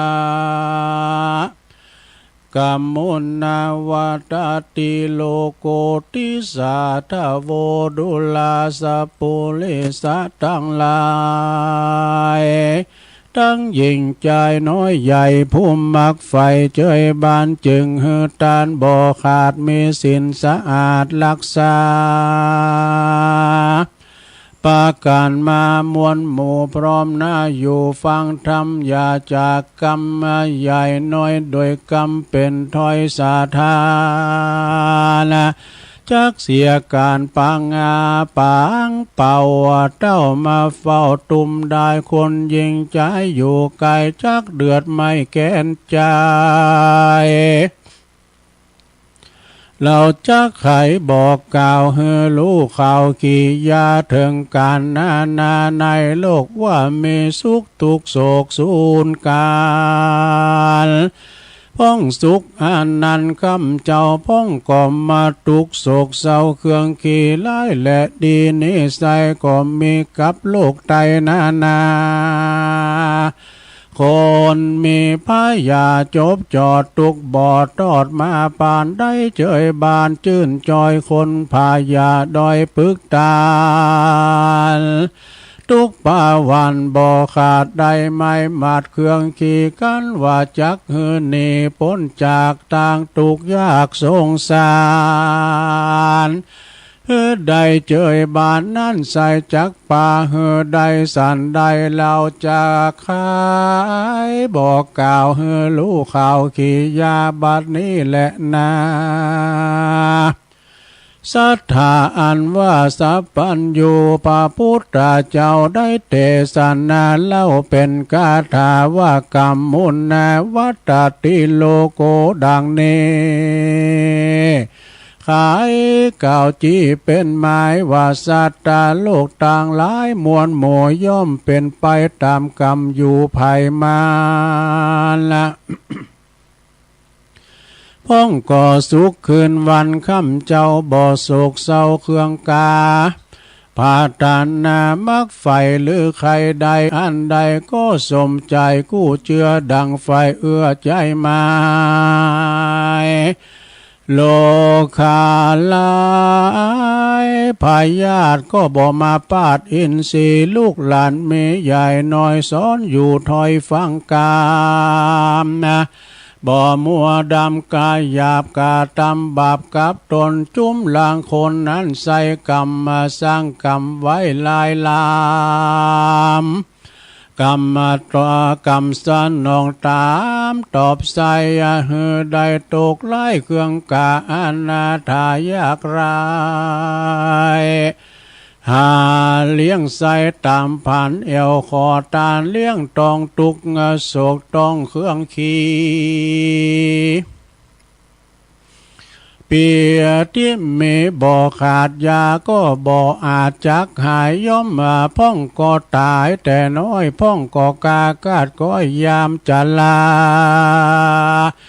ตามกรรมปามาตอบสายเฮือได้ร้ายและดีสัตว์โลกีน้อยใหญ่บ่เว้นไว้ต่างตายย่อมจักวำวายมวยมั่งบ่หล่อข้างคนใดจักได้ไว้หรือจะตามกรรมกายาตามกรรมกาตัวตานะกรรมมาเป็นพันเผาเจือใดไฟเอื้อนนำมากรรมนานั่นใส่จะเกิดได้มาเอาคือกายาเหล่านี้เป็นเกาวาจาเล่าเป็นสองจิตใจปองเก่าจิตสามประการนี้เป็นหมายกรรมต่างหลายน้อยมากย่อมมาจากเจตนาดังพระพุทธที่ไว้เทศนาไว้โอวาทเป็นบทบาทคาถาว่าเจตนาหังภิกขเวกัมมังวาตามิดังเนภิกขเวดุลาภิกขุทั้งหลาย อันว่ากรรมนั้นหมายกล่าวแก่คือหากมาได้แก่การกระทำบุญและบาปกรรมนั้นไซจักสำเร็จใดด้วยใจกรรมจักนำไปเป็นเหตุไปสู่เขตสถานนั้นแหละนะ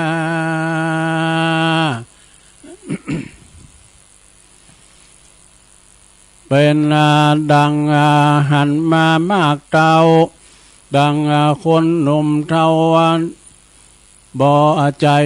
บ่เศร้าเจยบานเฮือใดเฮือตานบ่ขาดมีศีลสะอาดรักษาภาวันนาคำเจ้า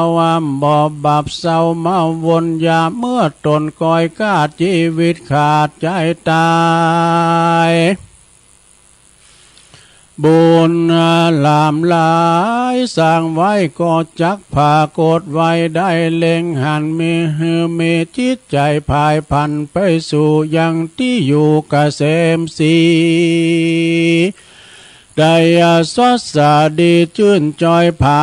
ในภาษาซอยเมืองสวรรค์นั้นแหลนอันว่าบาปบุญกรรมนั้นสายภัยสร้างไว้ลายลามย่อมมาตามคืนครอบสายยองตอบด้วยไปบ่เร็วไวก็จะตามกาละกว่าภัยมานะ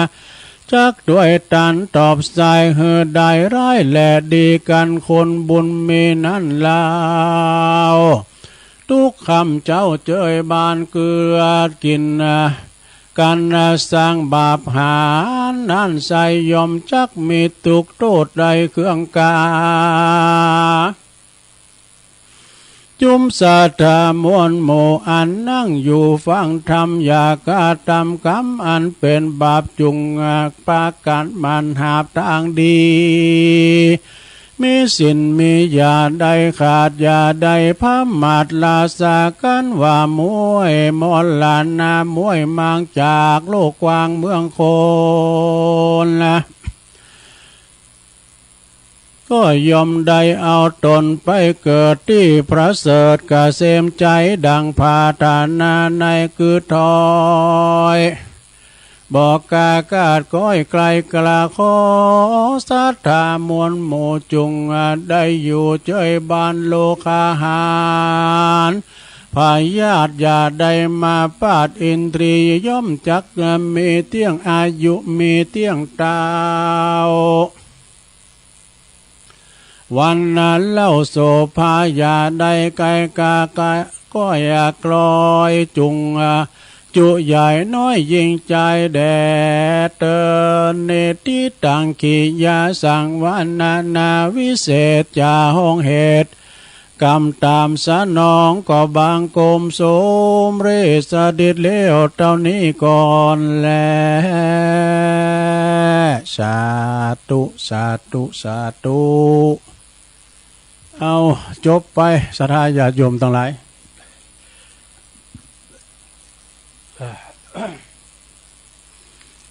ความจริงเนี่ยมันก็ตั้งกลางมันก็มีอยู่ในศรัทธาเรื่องกรรมเนี่ยนะตุลุงก็เอาโหอาหางเนาะอนุรักษ์การวรรณกรรมอาการเตดน้ำเตดธรรมมรดกธรรมพื้นเมืองไปนะเปิ่นว่ากรรมมุนาวัตติโลโกสัตโลกทั้งหลายก็ยอมปีนแปดตามกรรมที่จังเล่าให้ฟังนั่นนะในธรรมนี้มันก็มีกานะกะกาที่ถูกพวกมาไล่ไฟซุบคอมาตายจะเลี้ยวปังหลังเดี๋ยวปีนนายนาไอ้กะปีนปอนาไทยหน้าอยู่ใจควายมันก็ไข่ปดแอกเนาะมันก็ไข่อยากเจ้าหมูมันปดหมดแล้วมันก็ปดมันก่อนนอนกิ่งเกือกมันถึงลูกปดโตงอนไทยแตกฟุ้งหมดเนาะควายปูดแล้วน่ะปดโตปอนานะก็มีความโขดกะห้องลุกกลมลุกนี่เนาะเอาอันอย่าแห้งเอาเฟืองมาปันคอควายแล้วปัดกาไฟเขาใส่วะควายนั่นก็ตายหมูมั่วให้กลางตุงนาคนเนาะเกิดมาก็มาปิ้นกากะเกิดมาหลายจ่าไปตรงอบายเกิดมาทำจานมาปิ้นกาก็มาดูเจ้า6 ตุน 7 ตุนนี่เปิดใจไปเข้าเฝ้าพระพุทธเจ้าก็มาเมียนายนาทำคุ้นหนึ่งมันนี่มุนไปห่างหน้าวะไปตีห่างหน้าไปชั้นเพน ฉันเข้าไปมัมก็เดียวหันกาว่ะหันกาเนี่ยบินอยู่บนอากาศแต่ดูถูกพวกมาลัยซุปคอตายตกมาก็โอ้ปากันอ่านการเขาไปเฝ้าพระพุทธเจ้าจะถามกรรมมันปิ้นยังไงกันเนาะ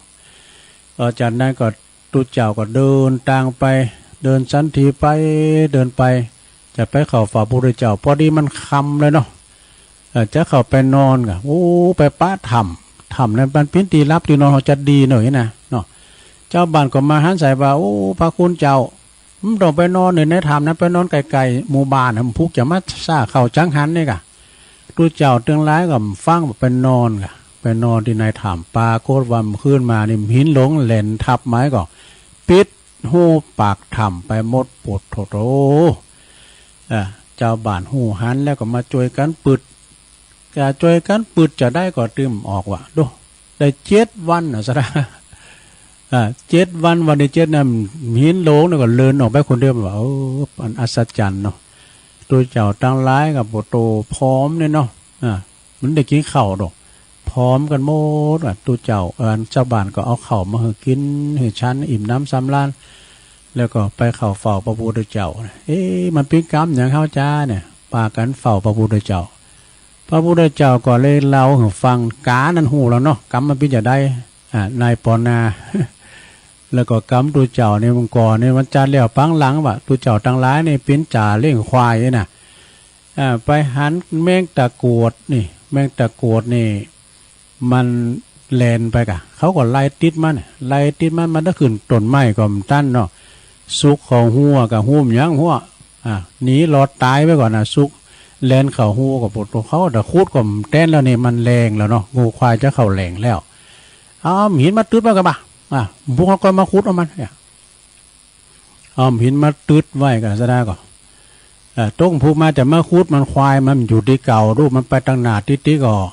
ดูไปวันนั้นกินบ่อนนั้นวันนั้นกินบ่อนนั้นวันนั้นกินบ่อนนั้นเนี่ยเรา7 วันซะได้ถึงจะมาหอดเตียนแมงตะโกดนะอันน้อยคนนั้นก็เกิดจะได้ว่าโอ้ป้าเขาไปพอแล้วแมงอันนั้นที่เขาตืดหู้ไปน่ะไปปึดหินออกมากับปโตเป็นว่าอ่อนว่าหลอบตอบแตบเนื้อมันได้กินช่างเนาะแมงตะโกดนะแมงตะโกดนี่แมงยังแม่เหี้ยนะกันหรือว่าแมงโตเงินตัวทองจ้ะตะโกดนี่จะคือมันมันก็อย่างแล่นนะจ๊ะเนาะอย่างแล่นมันแลนโวยเนาะโอ้บางขวัญละอ่อนบางคนก็ตื่นใส่ว่าเอามันตายว่าขามันปะขาโอ้พะเยมันปล่อยมันไปเจ้าหมูมันก็บอกปล่อยมันไปมันก็ไปซะได้เนาะนี่กรรมนั่นก็เกิดมาตายเกิดมีหันมาหนีน้ำจานเนี่ยเกิดมาเป็นตัวเจ้ามันจะเกิดมาเป็นตัวเจ้าเกิดเป็นคูนก่อนนะแล้วมาบทเป็นตัวเจ้า ก็อย่างเอี้ยกะอันไปจะเข้าเฝ้าพระพุทธเจ้าปากันไปพักอยู่ในถ้ำเจ้าบ้านว่าไปเมื่อน่ะตุลุงไปพักที่หันนะอันตรายนะกอมฟังไผว่าคือกอมฟังจะนอนหันติ๊กๆนะไปพวกไปอยู่ไกลๆหมู่บ้านพวกมันพูดจะมาซาเขาจังหันแต่ไปบอกพี่น้องเจ้าบ้านนี่กะหมู่ที่บนหุ้มเลยก่อนมาถามนี่ มีหันเตือใช่ไหม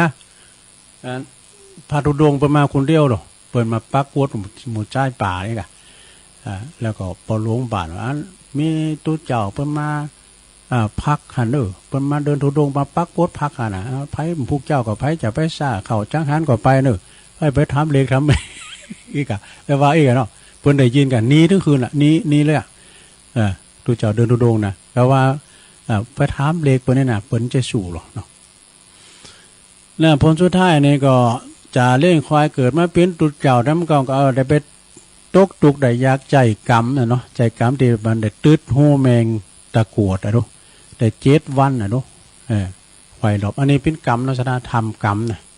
ความจริงนี่ก็มันมีในเนื้อธรรมเนี่ยแต่ตัวลุงมาเล่าเนาะมาเล่าเราไปจบไปละศรัทธาญาติโยมทั้งหลายตอนนี้ไปจะปันป้อนธรรมกันศรัทธาต่างหลายเอาปอนโดยการตึงลงตึงลายมีแม่อำมาลาวงแหวนปิ่นเก้าพร้อมโดยคณะที่เป็นมาสะเก่าดำโหกันวันนั้นเนาะแล้วแม่จำปีตัวแม่จำปีวงฝัน เอาปอนทำกันตึงลงตึงลาย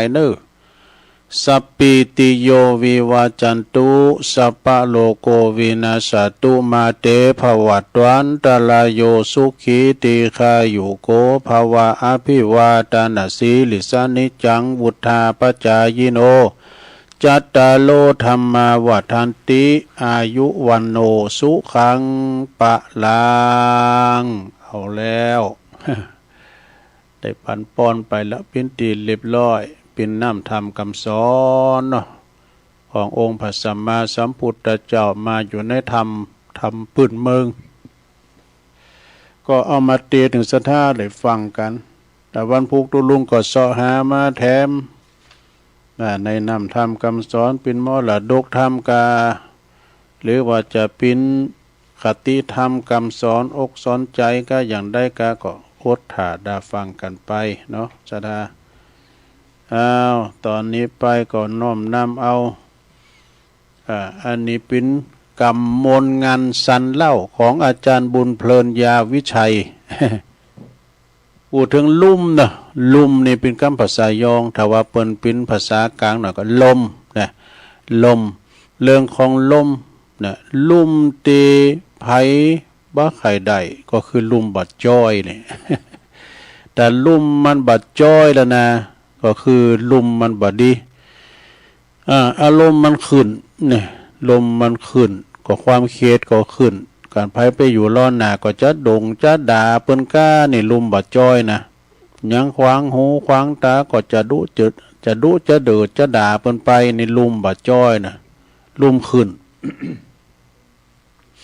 ลุ่มอย่างนี้ในไผมันต้องการเด้อลุ่มบัดจ้อยนี่นะ นะแล้วก็เปิ้นว่าลุ่มที่ปล่อยลุ่มที่ปัดบ้านปัดเมืองแล้วนี่ละนะก็คือลุ่มโลงนี่กะสถาญาโยมเนาะลุ่มโลงนี่นะเรียกว่าเปิ้นว่าตามภาษาเปิ้นว่าตาไผ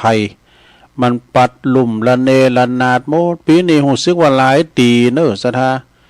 เต่าตีหูตีหันตีพอตีก้อยตึงตั้งในเฟซในไลน์นะโทเปิ้นได้ออกกันตั้งเฟซตั้งไลน์นี่นะไปหันเนี่ยโอ้มันลุมนี่ทำเหอะเสียหายตั้งบ้านจองหอเฮินทะลุปูปังไม่ฮักลักกูดนี่โอ้ก็เป็นดีอินดูที่เปิ้นได้โดนเนาะได้โดนวาตภัยหันมาก็เป็นบาเฮินสเตอก็เหลือก็เซาเฮินทางอีสานบางคนนักเกเหมือนกันเด้อ เพราะว่าลุมนี่มันมาปิ้นหอมเพราะนั้นหันในเฟซในไลน์มาตั้งตำบุญตาตุ่มในกรรมก็ได้หลังคาสุสานปัจจ้าจนไปยุบก็มีนะหันในอันไลน์เอาอันตรายเหมือนกันเด้อก็ว่าลุมโลงนี่ยังต้านทานมันไหวนะซะนะกันเมืองนอกเนี่ยรถจุบว่าถลายจุบว่ากุลนะรถยนต์เนี่ยนะซะนะคุณจุบว่าถลายไปนะตั้งญี่ปุ่นบุนะลุ่มแห้งเด้อซะนะโอ้พันไม้กล้ามเนื้อไก่ทะเลเนาะแล้วก็ลุ่มตีมาตอนบวงสรวงก็คือลมที่มันศักดิ์สิทธิ์นะแต่เพิ่นทำพิธีอย่างต่างๆเนาะทำพิธีบวงสรวงก็ดีเจริญพระพุทธมนต์ก้าเนี่ยบวงสรวงอย่างเนี่ยพระพอตะวันเนี่ยมันจะทรงกฎเนาะตะวันกลางจ่องเลยนะเวลาเพิ่นทำอย่างที่มันศักดิ์สิทธิ์นั่นนะสถาบวงสรวงอย่างต่างๆเนี่ยเนาะ แล้วก็ลมที่เปิ้นเป่าปี๊ดก็คือลมนกหวีดของจราจรอันนี้ก็มีอำนาจเนอะการเปิ้นเป่าปี๊ดแล้วก็เปิ้นตะมือไปนี่ยุดไว้ก่อนอันตราย คือทางอื่นเปิ้นไปก่อนเนี่ยคนที่มาทำน่ะตีนั้นก็เสียงเหมือนกันสถาตุลุงหันและบินที่อินดูเนอะในตำโนดที่เปิ้นปิ้นจราจรนี่นะโทษจะมันความเสียงนะอยู่กลางถนนน่ะสถาการนักขับรถนะเปิ้นเรียกว่าโชเฟอร์เนาะโชเฟอร์เปิ้นก็ยูดหน่อยนะโหว่าคุณที่มันกินเหล้ากินยาบ้ายา โกมันยำมาจนติบตีเนี่ยดูสถาเสียงนะเนี่ยจ ชีวิตแขวนอยู่บนสินได้เหมือนกันเด้อแล้วก็ลุมตีต้องกินยาถอนเนี่ยก็คือลุมพิษเดินซะดาเนี่ยลุมพิษเดินก็ระเวทระวังไว้ลุมทั้งหลายนะสลาทั้งหลายลุมตีกุมอุตุปนเติร์ดก็คือลมพายุกรมอุตุนิยมวิทยาเนี่ยนะเพิ่นก็คือระมัดระวังอยู่นะสถาแต่ไปชะล่าใจเนอะมันยังจะมีอยู่เพิ่นว่านะลมพายุแล้วก็น้ำปัดป้านี่ก็โทษทางแม่สายไปก็โดนทำแล้วเนี่ยสดาเอ้ยเป็นดีเห็นดูเปิดการล่างปฏิบัติปัดกวาดเขาตีเขาตังเอาก้าเอาคายมาออกก้าเอาคายก็ฝนตกก็น้ำมันจะมาตอนนั้นได้บางทีนี่ก็คุณเฮาแต่เราลูกล่ำไปก็หมดเนาะลูกล่ำไปยืนออกไปตังงานเมนน้ำเขาอะนะก็เลยโดนน้ำปัดน้ำปลาไปว่าถ้าจะมีอยู่เนื้อสดาแล้วก็ลุมเตียนในยางหลดลุนั่นนะแปลว่าลุมยางใน ลุมรถนี่กันเนาะลุมรถเนี่ยล่อรถเนี่ยมันต้องมีลุมแล้วก็ลุมตีปนต่อหึงไฟก็ลุมหนาวเนี่ยซะนะก็ไก่มาละเนิ่นหนาหนาวนะเนาะออกว่าสาแล้วเกินบุญมันจะเริ่มหนาวนะซะนะเดี๋ยวนี้เป็นหนาวเดี๋ยวแล้วก็เดี๋ยวนี้มันจะเป็นลุ่มแรงนะลุ่มตีแสนเสาก็คือลุ่มแรง เดี๋ยวนี้ก็จุ่มมาพอกันเนาะแต่ว่านี่ไปทำวัดสวดมนต์ที่กุฏิหลวงของหลวงพ่อโตเป็นว่าออกมานี่เป๊ะหมดว่าฝุ่นตกเฮ้ยอยู่ในอันห้องสวดมนต์นี่มันใครไหลได้ยินนะเพราะว่ามันเป็นห้องกระจกอ่ะแหละลูกออกมาแล้วถูใครมันโทษเป็นว่าฝุ่นตกเลยแต่มันหนักเหมือนวันนั้นเด้อเนาะยังพันหนักบัดหลายเด้อนะแล้วก็ดับแรงมาพออากาศที่อื่นที่ไกลก็เหตุตกหนักปองลุมอันนี้ลุมแรง แล้วก็มันมีหมดอ่ะยังต้องใจลุมนะลุมตีเปิ้นลุมตีปิ้นแก่นเนี่ยคือลุมโป้งว่ะ โป้งก็อยู่ในลุมนะแบบโป้งอ่ะคุณจักอ่ะลูกโป่งสวรรค์นะแต่ก่อนนี่เป็นละอ่อนนะเนาะเปิ้นจะยำมาดูยำมานะแล้วก็เป่าแล้วมันลอยดูมันมัดมันแล้วมันลอยนะเดี๋ยวนี้ก็มีอยู่แต่มันเป็นสีสันนะเป็นรูปโดเรมอนบ่ง่ายนะ มันก่อนเป็นโป่งโอ้ใครได้แต่เด้อก็มีสตางค์สื่อ สมัยมันก่อนนะเปิ้นนั้นลุมเป็นอันโป่งที่มันลอยนะแล้วก็ลุ่มตีอยู่ในกลางตรงกันนะคือลุ่มเข่าตาวโอ้อันนี้นิ่มขาได้เนี่ยลุ่มเข่าตาวนี่ซะนะเข่านี่มันลุ่มอ่ะก็มันลุ่มปัดเลยก็มันลุ่มไปตั้งเดียวไว้ก็ดีมันลุ่มไปกันกันมาในเกี่ยวยากเด้อซะนะยิงว่ามันปินน้ำให้ซ้ำหายแหละสมัยแต่ก่อนในเกี่ยวเข่าอย่างอันนี้เจ็บแอวเด้อซะนะเด้อเจ็บแอวก่อนนี่เข่าทั้งเฮานี่มันเข่าสูงดูเอาไปมาประมาณพันเข่าซ้ำเอาเข่าเต็มไม่ดูเปิ้นปลูก3 เดือนก็ได้เกี่ยวไว้นะก่อนเนี่ยลุ่มเข่าตาวนะแล้วก็ลุ่มตีปัดตอนเจ้าคือลมเย็นเนี่ยเดี๋ยวนี้มีลมเด้อ แหมหน่อยเอามันแล้วนะลูกเนาะลุ่มตีอยู่ในของหลินก็คือลมแก๊สลุ่มตีอยู่ลุมตั้งตีตั้งแป๊บนั่นก็คือลุมอยู่ในห้องน้ำลุมตีเติมปิ้นประจำก็คือลุมรถมันผิวก้ามันออกโคลุ่มมาก้าเนี่ยก่อนมีรถถีบนะปลดก็กระดับไปที่ไหนก็ได้สูบไปกูเถอะรถถีบก่อนนี้ก็จะมีสูบประจำตัวรถเนาะเพิ่นจะเอาไว้ที่ห้าวอ่ะนะเอาไว้ที่ห้าวนะเวลาว่าลุมรถมันมีนะยางลุมมีเขาก็สูบซะนี้นะสูบมือเนี่ยกะสูบ ก่อนนะอันนี้ลุมรถเนอะแล้วก็ลุมตีห่ามมดนั่นในลุมอย่างน่ะลงไผได้บ้องลุมที่ห่ามมดนั่นนะก็คือลุมหายใจเนอะลมหายใจของเฮาเนี่ยหัวใจของเฮาเนี่ย มันทำงานตลอดเวลาขณะที่เรารับมันก็ทำงานนะมันยังติ่นอยู่ตลอดเวลาลมหายใจมันจะว่าหัวใจเขาเนี่ยมันทำงานตลอดเวลาคือลมหายใจเนี่ยนะสถาเพราะมีลมหายใจยาวๆเนาะเป็นว่าหายใจลึกๆเนี่ยหมอเป็นบอกหายใจเข้าลึกๆเป็นว่าจะได้เข้าถึงปอดแล้วก็จะได้ส่งเนี้ยก็ออกซิเจนขึ้นสู่สมองเนี่ยนะหมอเปิ้นหูนี้หมอเปิ้นบอกว่าอันนะหายใจเข้าลึกๆอีนะเป็นการฟอกส่งออกซิเจนขึ้นสู่สมองอีนะสถาเปิ้นว่าต่อไปตุลุงจะได้ขออนุญาตประกาศข่าวสารงานบุญไปกันเนอะก็ว่านี่ก็แล้วไปเนาะว่าวันซืนนี่กันเนาะที่วัดหลายแก้วนี่ก็คือสามเณรไปนะสามเณรเนี่ยเป็นไทยเนี่ยคนเฒ่าเขาถามหาหลวงลุงอยู่นะไอ้ดอกแต่พอสะอิ่งก็จะเป็นกรรมการเนาะแล้วก็อันนี้5 พฤษภาเด้อนะที่ตั้งแห่งสถานีนะก็คือวัดฝายหินนี่นะเพิ่นก็จะขอเชิญโลมทำบุญตอดผ้าป่าสามัคคีเนอะที่วัดฝายหินเนอะเพื่อจัดสร้างลานธรรมแล้วก็ห้องเก็บคัมภีร์ของวัดเด้อเพิ่นจะมีการตอดผ้าป่าวันที่5 พฤษภานะก็มีศรัทธาญาติโยมทั้งหลายไปกินไปทานกันอาจารย์พระครูสมุวิศวัตรวรกิจโจแล้ว ท่านอาจารย์ทวีศักดิ์กันทวีตุปิหนุ่มได้ฝากประกาศมาเนอะ แล้วก็วันที่3 ที่ 4 พฤษภาเนี่ยก็งานประเพณีประจำปี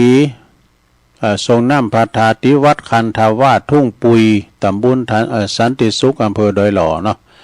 เพื่อก็จะมีการสวดมนต์แวดธาตุตุลุงเคยไปเตอนะสวดมนต์แวดธาตุนะพระธาตุเจดีย์เพิ่นแล้วก็วันที่4นะเพิ่นจะสืบจัตตาโลงเด้อนะสืบจัตตาโลงก็ไปกินไปทานกันที่วัดคันธาวาสทุ่งปุยโดยเมตตาธรรมอาจารย์พระครูสุคนบุญญากรซึ่งเป็นตีปรึกษาเจ้าคณะตำบลสันติสุขเป็นพระอุปชาโดยเนอะเจ้าอาวาสวัดคันธาวาสทุ่งปุยพร้อมก็ตั้งประลงบอยเขาก็ตั้งไอ้จรูนเขาเนี่ยไอ้ปิชาเขาเนี่ย ก็ไปกินไปทานกันเนอะเป็นมีซอฟังโดยนะแล้วงานต่อไปศรัทธาญาติโยม อันนี้วันที่14 พฤษภาคมงานประเพณีทรงน้ำพระธาตุและเจริญพระพุทธมนต์ประจำปีณที่วัดเชิงดอยตาดมืนตำบลบ้านหลงอำเภอจอมทองจังหวัดเชียงใหม่ในวันพุธที่14 พฤษภาคมเนาะวันที่13นั่นก็จะเป็นวันตกแต่งหางดาตาลนะวันที่14 พฤษภานั่นก็เป็นวันงานวันพุธที่14นะเวลา9:39พระสงฆ์ท่านนั้นก็จะได้ทำพิธีเจริญพระพุทธมนต์แล้วก็วันเวลา 11 โมงนั้นก็จะปอาจารย์ก็จะได้โอกาสน้อมเวรเกณฑ์ตานถวายเครื่องไตรยธรรมแด่พระสงฆ์11:15นั้นก็จะมีการถวายภัตตาหารเพลแต่พระสงฆ์สามเณรแล้วก็12 นาฬิกานะก็ศรัทธาจะได้รวมกันสารสลงทรงน้ำตลอดวันเนาะในงานนี้ก็เมตตาธรรมอาจารย์ท่านพระบดิกากิติชัยโยท่านเจ้าอาวาสวัดเชิงดอยตาดมืนเป็นการประธานในการคือจัดงานครั้งนี้โดยก่อประโลงพ้นเป็นผู้ใหญ่บ้านนะแล้วก็ท่านผู้ช่วยดวงจันทร์ก็ดีผู้ช่วยนิสิตก็ดีแล้วก็ผู้ช่วยนัทสิทธิ์แล้วก็ผู้ช่วยเป็นมีหลายคุณเนาะก็ไปกินไปทานกันที่วัดตาดมืนวัดเชิงดอยตาดมืนในวันที่14 พฤษภาทำงานหนึ่งนี่ก่อนในวันที่ อันนี้ก็เป็นวันที่อันนี้แล้วไปแล้วก็ในวันที่วันที่18-19 พฤษภาแล้วก็งานทำบุญทรงน้ำที่วัดสองแควเนอะตำบลสองแควอำเภอดอยหล่อเฮานี่นะ โดยคณะศรัทธาเจ้าสมณศรัทธาวัดสองแควนี่เพิ่นจะมีขึ้นวันที่18-19 พฤษภาเนาะการส่งน้ำอนุสาวรีย์ของครูบาตุ้ยธรรมเสโนเพิ่นก็มีการกุปีวัดสองแควนี่แล้วก็เปิ้นก็จะมีแข่งกองโลงด้วยมันจับวันเสาร์วันติดตัวกันเนาะแล้วก็เลินมาแถมก็จะมีสืบชะตาโลงด้วยเนาะสดาก็ไปกินไปทานกันเด้อที่วัดสองแควน่ะแล้วก็จะมีซอด้วยเนาะกลางคืนเปิ้นก็มีงานโดยกุปีมันจะโพมพามกันถึงวัดพระพุทธบาทตากผ้าเด้อสดาวัดพระบาทเนี่ยเปิ้นจะมีเป็น3-4 คืน5 คืนพุ่นนะวัดพระบาทตากผ้านี่ก็จะมีการสาระสะลงทรงน้ำพระธาตุลอยพระบาทลอยตากผ้านะก็ไปกินไปทานกันแล้วก็วันที่4 พฤษภานี่ก็จะมีการยกจอฟ้าวิหารเนอะวิหารจตุรมุขของวัดสันไข่ยอมบ้านห้วยทั้งนี่นะเนี่ยใกล้ๆกับวัดพระธาตุดอยน้อยเขาเนี่ยลายตุงนี่มันได้พอก็หันอยู่ อยู่บนดอยนี่หันอยู่ก็วันที่4 พฤษภาเนอะเพิ่นจะยกยอดจอฟ้าในช่วงตอนบ่ายพุ่นเนอะตอนบ่ายช่วงเจ้าก็ไปจะไปปูชาผ่าแพรเจ็ดสีก็ดีพวงมาลัยก็ดีรวมทำบุญตามอัธยาศัยเนอะช่วงเจ้านะวันที่4 พฤษภาคืนวันที่3นั่นก็มีย้อนยุครำวงของทีมงานพลังหนุ่มของยาใจ2002อีกดูแล้วมันจะมีคณะแห่ของตุ่นโจกเลยก็ฮะเนาะมีแห่ด้วยนะที่วัดสันไข่ยอมเนอะในเมตตาธรรมอาจารย์ท่านพระอธิการแจ้งสุทธิจิตโตเจ้าอาวาสเนอะแล้วก็ตังตุปีออสเขาแล้วก็โปรแกรมนั้นพุนบุญทรัพย์ปัญญาเนาะไปกินไปทานกันพอจะไปเปิดห้องตาลก็ดีไปหับสังก็ดีก็ติดต่อได้เด้อแล้วก็2-3-4 พฤษภาเหมือนกันเนี่ยก็เชิญรวมทำบุญทรงน้ำพระธาตุหาริพุนชัยทรงน้ำพระธาตุเจดีย์ศรีหาริพุนชัยของวัดบันเวงเนอะตำบลวังผางอำเภอเวียงหนองล่องในวันที่2-3-4 พฤษภา ในเมตตาบารมีธรรมอาจารย์ท่านพระครูจิรบุญญาโชติตุปีพลเนาะก็ไปกินไปทานกันที่วัดบันเวงนี่เปิ้นจะมีรายวันก่อนรายคืนมีย้อนยุค2 คืนก่อนนะมีมวยด้วยนะศิลปะแม่ไม้มวยไทยในวันที่2-3-4 พฤษภามีมัชฉากาชาติโดยมีอีเก้โดยในหลายอย่างนะสัทธามัชฉาเปิ้นนี่จะเอารถอันนี้ก็รถไฟฟ้านี่นะหลายกั้นเด้อหลายกั้นเต็มกว่า5 กั้นสัทธา แล้วก็อะไรมันตั้งหลายเท่าหลายเนอะก็ไปกินไปทานกัน2-3-4 พฤษภาพบกับทีมงานของ PS Sound ไปจอยงานที่หันตัวเนาะแล้วก็วันที่25-26-27 พฤษภาเนี่ยไกลไปหน่อยปลายเดือนนี่ก็งานใส่ขันดอกปูจาเสาอินทขินนะที่วัดป่าสร้างอินทขินนะวัดอินทขินตำบลป่าสร้างอำเภอป่าสร้างเด้อก็ไปรวมทำบุญกินต้านกันที่วัดอินทขินเปิดมีกุปีศรัทธาญาติโยมทั้งหลายในวันที่โดยเมตตาธรรมอาจารย์พระครูสุตตคุณวัฒน์เจ้าอาวาสและก็ท่านพระอาจารย์ปลัดยาพานุวัฒน์เขมานันโทนะที่วัดอินทขิน25-26-27 พฤษภา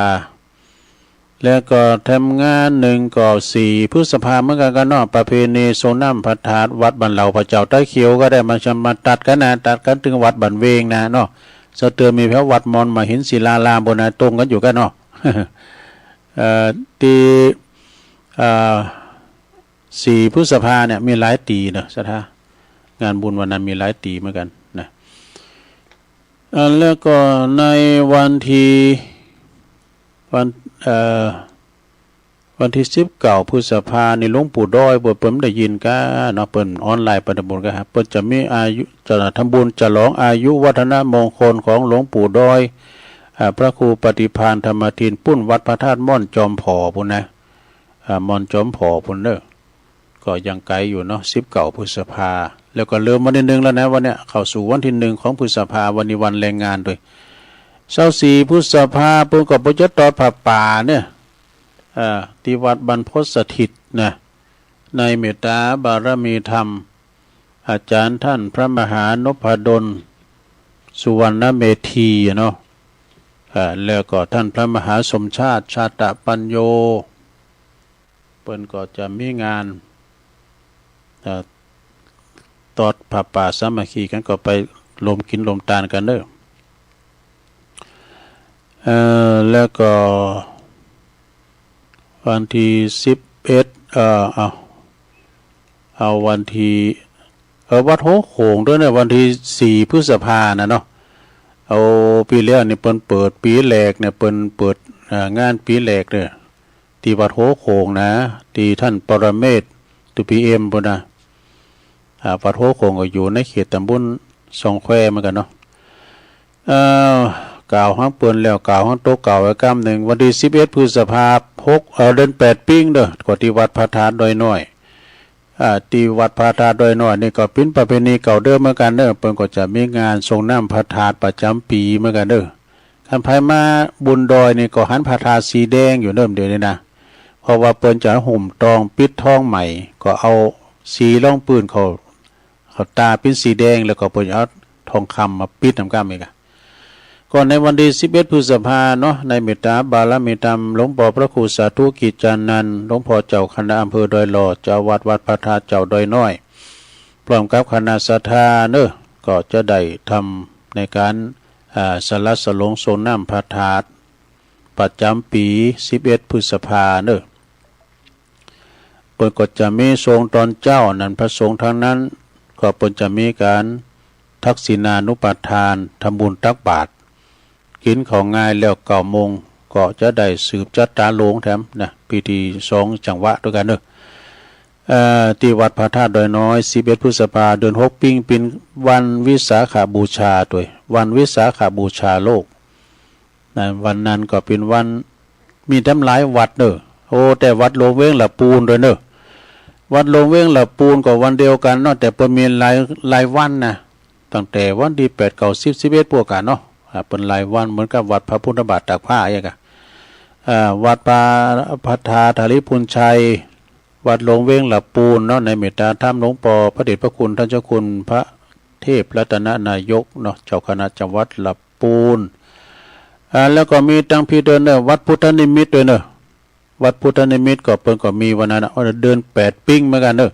ในเมตตาธรรมหลวงปอพระครูอินทยานรังสีที่ปรึกษาเจ้าคณะอำเภอจอมทองครูบาบุญมาเนอะแล้วก็พดมาศพเตี้ยด้วยนะวัดศพเตี้ยด้วยนะวัดของเจ้าคณะตำบลศพเตี้ยด้วยนะก็ไปโลมทำบุญไปกินไปทานกันเนาะหลายวัดหลายว่าเนอะศรัทธาญาติโยมทั้งหลายแถมวัดหนึ่งนี่ก็ปุ้นอันนี้วัดตาลุกนะหนึ่งในงานทำบุญประเพณีส่งน้ำพระบรมสารีริกธาตุณที่วัดท่าลุกวงเล็บว่าพระธาตุวังจำปาวังปลาสร้อยสมมาตรวงเล็บพระธาตุวังปลาสร้อยนะฮะหมู่4ตำบลศพเตี้ยอำเภอจอมทองในวันที่เก่าเนอะวันที่9 พฤษภาคมก็ไก่มาแล้วเนอะแถม9 วันนะซึ่งกับวันที่8นั่นก็เป็นวันตกแต่งหางดาตานวันที่9นั้นก็เริ่มละนะตรงกับเดิน8เนื้อขึ้น13 ค่ำเวลา6 โมงในเปิ้นก็จะมีการทำบุญตักบาตรเนอะเวลา9 โมงก็อัญเชิญพระบรมสารีริกธาตุขึ้นสู่หอทรงน้ำเปิดโอกาสในสถานใดสลัดสลงทรงน้ำกันตลอดวันเลยเนอะนะเวลา10 โมงนั้นก็ประสงค์ทั้งนั้นก็เจริญพระพุทธมนต์11 โมงก็ถวายไตรยธรรมแด่พระสงฆ์และถวายภัตตาหารเพลแด่พระภิกษุสามเณรเนอะฉะนั้นจึงขอเรียนเชิญบอกบุญมายัง ท่านนักศีลนักบุญทั้งหลายนะไปลมกินลมการลมตานด้วยกันนะคณะสัตยาวัดท่าลุกวังปลาสร้อยได้ฝากประกาศมาเด้ออันนี้ก็เป็นข่าวสารงานบุญเนาะสะดาญาติโยมต่อไปก็ขาดตกบกพร่องสุมาเด้อจะได้ตักตังลายกันเด้อสะดาเปิดมือถือกันเด้อเวลาก็ตึงหลายอยู่ราคาอันนี้ก็ไม่มีเด้อเปิดตักมาตังลายก็มีพระครูนันลงพระครูสุจินปุ้นประอยู่เมืองนานบนนะพระครูนันลงเนี่ยอยู่อันวัดทุ่งพึ่ง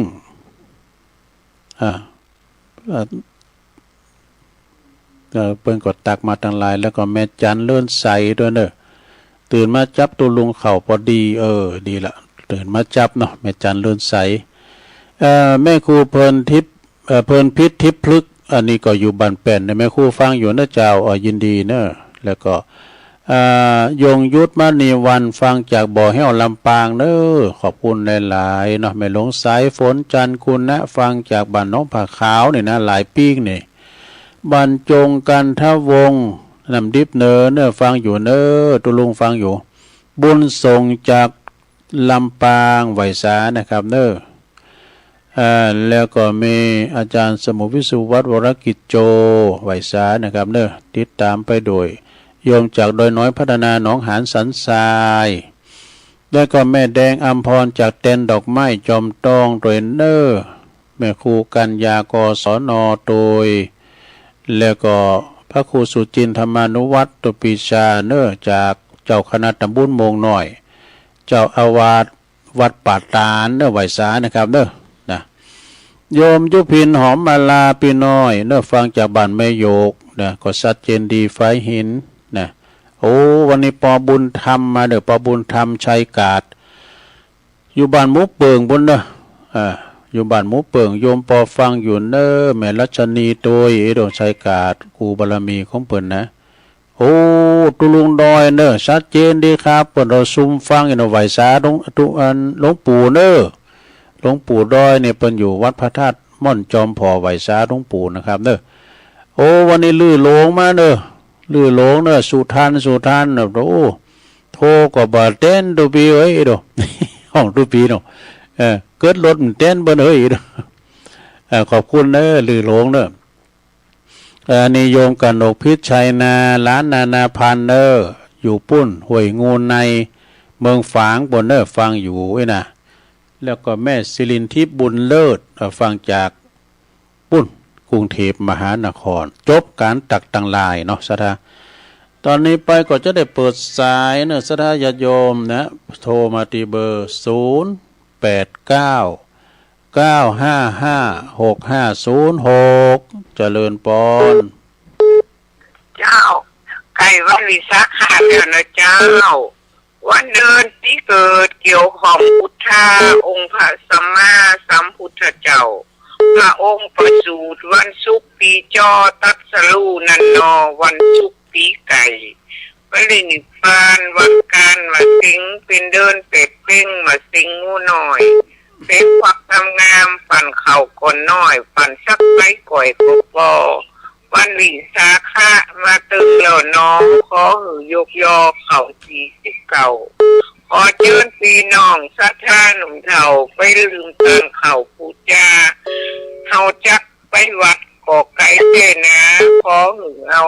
ปูจาติบานพระเจ้าเหมือนกันบ่ใจสิข้านยกยอดที่บ้านก็ได้เนินนายนางสุสดานางก็ถวายเอาใส่ถาดลายทองคำนะเจ้ามาถูกประหยัดปั่น49ถวายพระเจ้าองค์ธรรมส่วนตัวยายหน่อยทำเป็นประจำถวายองค์ธรรมพระพุทธเจ้าคำว่าเป็นขวักพระเจ้าพระทัยเลยว่าเอาตองมาทำเป็นกระทงนะเจ้ากระทงตองนะเจ้าไหว้สาเจ้าสายต่อไปเจริญปอนการไหว้สาเจ้ากันลุงแม่สีทอนเนาะบัตรแม่ของฟังอยู่เจ้าชัดเจนดีเนอชัดเจนเลยนะยินดีเนอจ เจ้าไหว้สาเจ้า สาธุโอ้มาใหม่เจริญปอน จากลำปางมันไหลน้อยแม่น้อยเนอะพังอยู่ชัดเจนดีเจ้า พี่น้องลำปางเนาะบันไลนาน้อยเนาะ เจ้า ฟังบุญญาวัดชัดเจนเลยเนาะสาธุเด้อ เจ้าชัดเจนนี่จังตุลุงเจ้าสาธุ ยินดีเด้อเจริญปอน ราชการครับ โอ้ไว้สาครับหลวงพ่อ อาจารย์เวลาเหลือน้อยแล้วนะ4 นาทีหมดเวลาแล้ว มีอยู่ เอามาสักการครั ครับ บไว้สาครับนมัสการครับเจริญปอน รีบกอบรีบโกยรีบถอรีบพายตลาดตะวาสายบัวจะหนาวนมัสการเจ้าตุลุง โอ้ไม่อายมาแล้วเนาะ เจ้าโอ้เมื่อแล้วเนิ่มได้โทรหานะ หลังกาดแม่สาว เจ้านี่ก็จะไปจะให้เหมาะดูแลแม่เหมาะ ดีแล้วยินดีเนอ้อ เจ้านมัสการนะเจ้าเรื่องกำลังใจนะเจ้า ดูไม่อายมาละมึงฟังอย่างมาเด้อเจริญปอน เจ้าตุลุงเพิ่งเห็นคนชื่อชีวิตเด้อ แม่เพนมาไปเลย แสงไฟสว่างตาแสงธรรมะสว่างใจสว่างตาได้แสงไฟสว่างใจได้แสงธรรมเจ้าฟังชัดเจนกำลังใจตุลุงเด้อ ยินดีเด้อ เป็นยางนับอยากจะตุลุง โอ้ มันตกกันเนี่ย ดีละ เจ้าหลอดไฟดาบเจ้าไว้แต่เจ้า ตอนนี้ตกหลายเหรอเจริญปอน กราบไหว้สา โอ้มาแล้วหลวงพ่อ เอาเห็นน้อยเดียวเพราะแต่ว่าอันนี้ตั้งอำเภอสันทรายบ้านสันตะเมงเนาะ มันลองเมงปนโทว่าตุลุงเมยครับปนโทหาตุลุงยอง น่ากะหา มั ย น เสีย ใช่เมยโรคอย่างอื่นเป็นนะครับเป็นกระโรคเท่าไปได้เท่าไปทำ4 เดือนมา68เนี่ย โรคเท่าอ่ะตุลุง มันก็เป็นธรรมดา ธรรมดาอย่างอื่นเป็นอย่างนั้นตุลุงสบายดี แล้วก็คิดถึงตุลุงยองตลอดเวลาก็ฟังทุกวันอ่ะแต่กี้ก็แม่เพนดาวีโทรมาแต่ว่าเพิ่นเฮือเวลาน้อยตอนนี้คือศรัทธาเพิ่นอู้ยก่อนน้อยน่ะของผมเขาวัดหอมบุญวัดไหนมีโจกนี่จะประเวณีทัดวันที่26เนอะลุง26 พฤษภานะครับทั้งวันทั้งคืน ขอบคุณไหว้สาครูบาเจ้า26 พฤษภาเนาะครับก็ประกาศเลยกับเนอบอกบุญด้วยเนาะ บุญ ไหว้สาไหว้สาไหว้สาโอ้ไหว้สาครับหลวงพ่อมานิดเจริญปอนอันนี้แม่สุแก้วะเจ้าโอ้มึนนะแกเหมือนกันเด้อได้โทรมาเนาะโทรบัตรการเจ้าเจ้าก็มาสการเจ้ายินดีนะเด้อสาธุเจริญปอน ไหว้สาครับ โอ้พอทันนัดดูเนี่ยครับผมโทรตลอดเวลามันเป็นตัวประจำครับนั่นน่ะคงเป้าหมู่4ครับผมไหว้สาครับดีละเดี๋ยวกำลังจ่ายทุลุงตลอดนะครับตูขอบคุณหลายๆเนาะเจริญปอน ไหว้สาเจ้าตุลุงเป็นฟังอยู่เรื่องมันพิสมัยนั่งแล้วยังทำจักลำปางเนาะห่างชัดลำปางนางแลเนาะชัดเจนเลยเนาะเจ้าชัดเจนเจ้าสาธุฟังจากบุญญาวาสนี่นะเจริญปอนเจ้ามาแล้วเจริญปอนได้เวลาเห็นแล้วศรัทธาเวลาจบไปแล้ววันพุธก็มาฟังแถมใหม่เนาะก็เพิ่มเติมมาก็วันที่26 พฤษภาคม 68ก็สำนักสงฆ์หอมบุญวัดของหลวงพ่อมานิดก็จะมีงานส่งน้ำพระธาตุเด้อก็จะมีซออยู่กะเอารายละเอียดมาหน่อยเด้อตุลุงก็จะได้เวลายอบย่างกันเด้อรายการอื่นเพิ่นมารอถามพวกเจ้าฟังแอมเด้อพระร่วมเต้นกับพวกเจ้าโทรมาเด้อเนาะ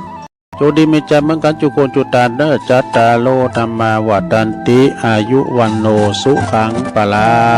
ง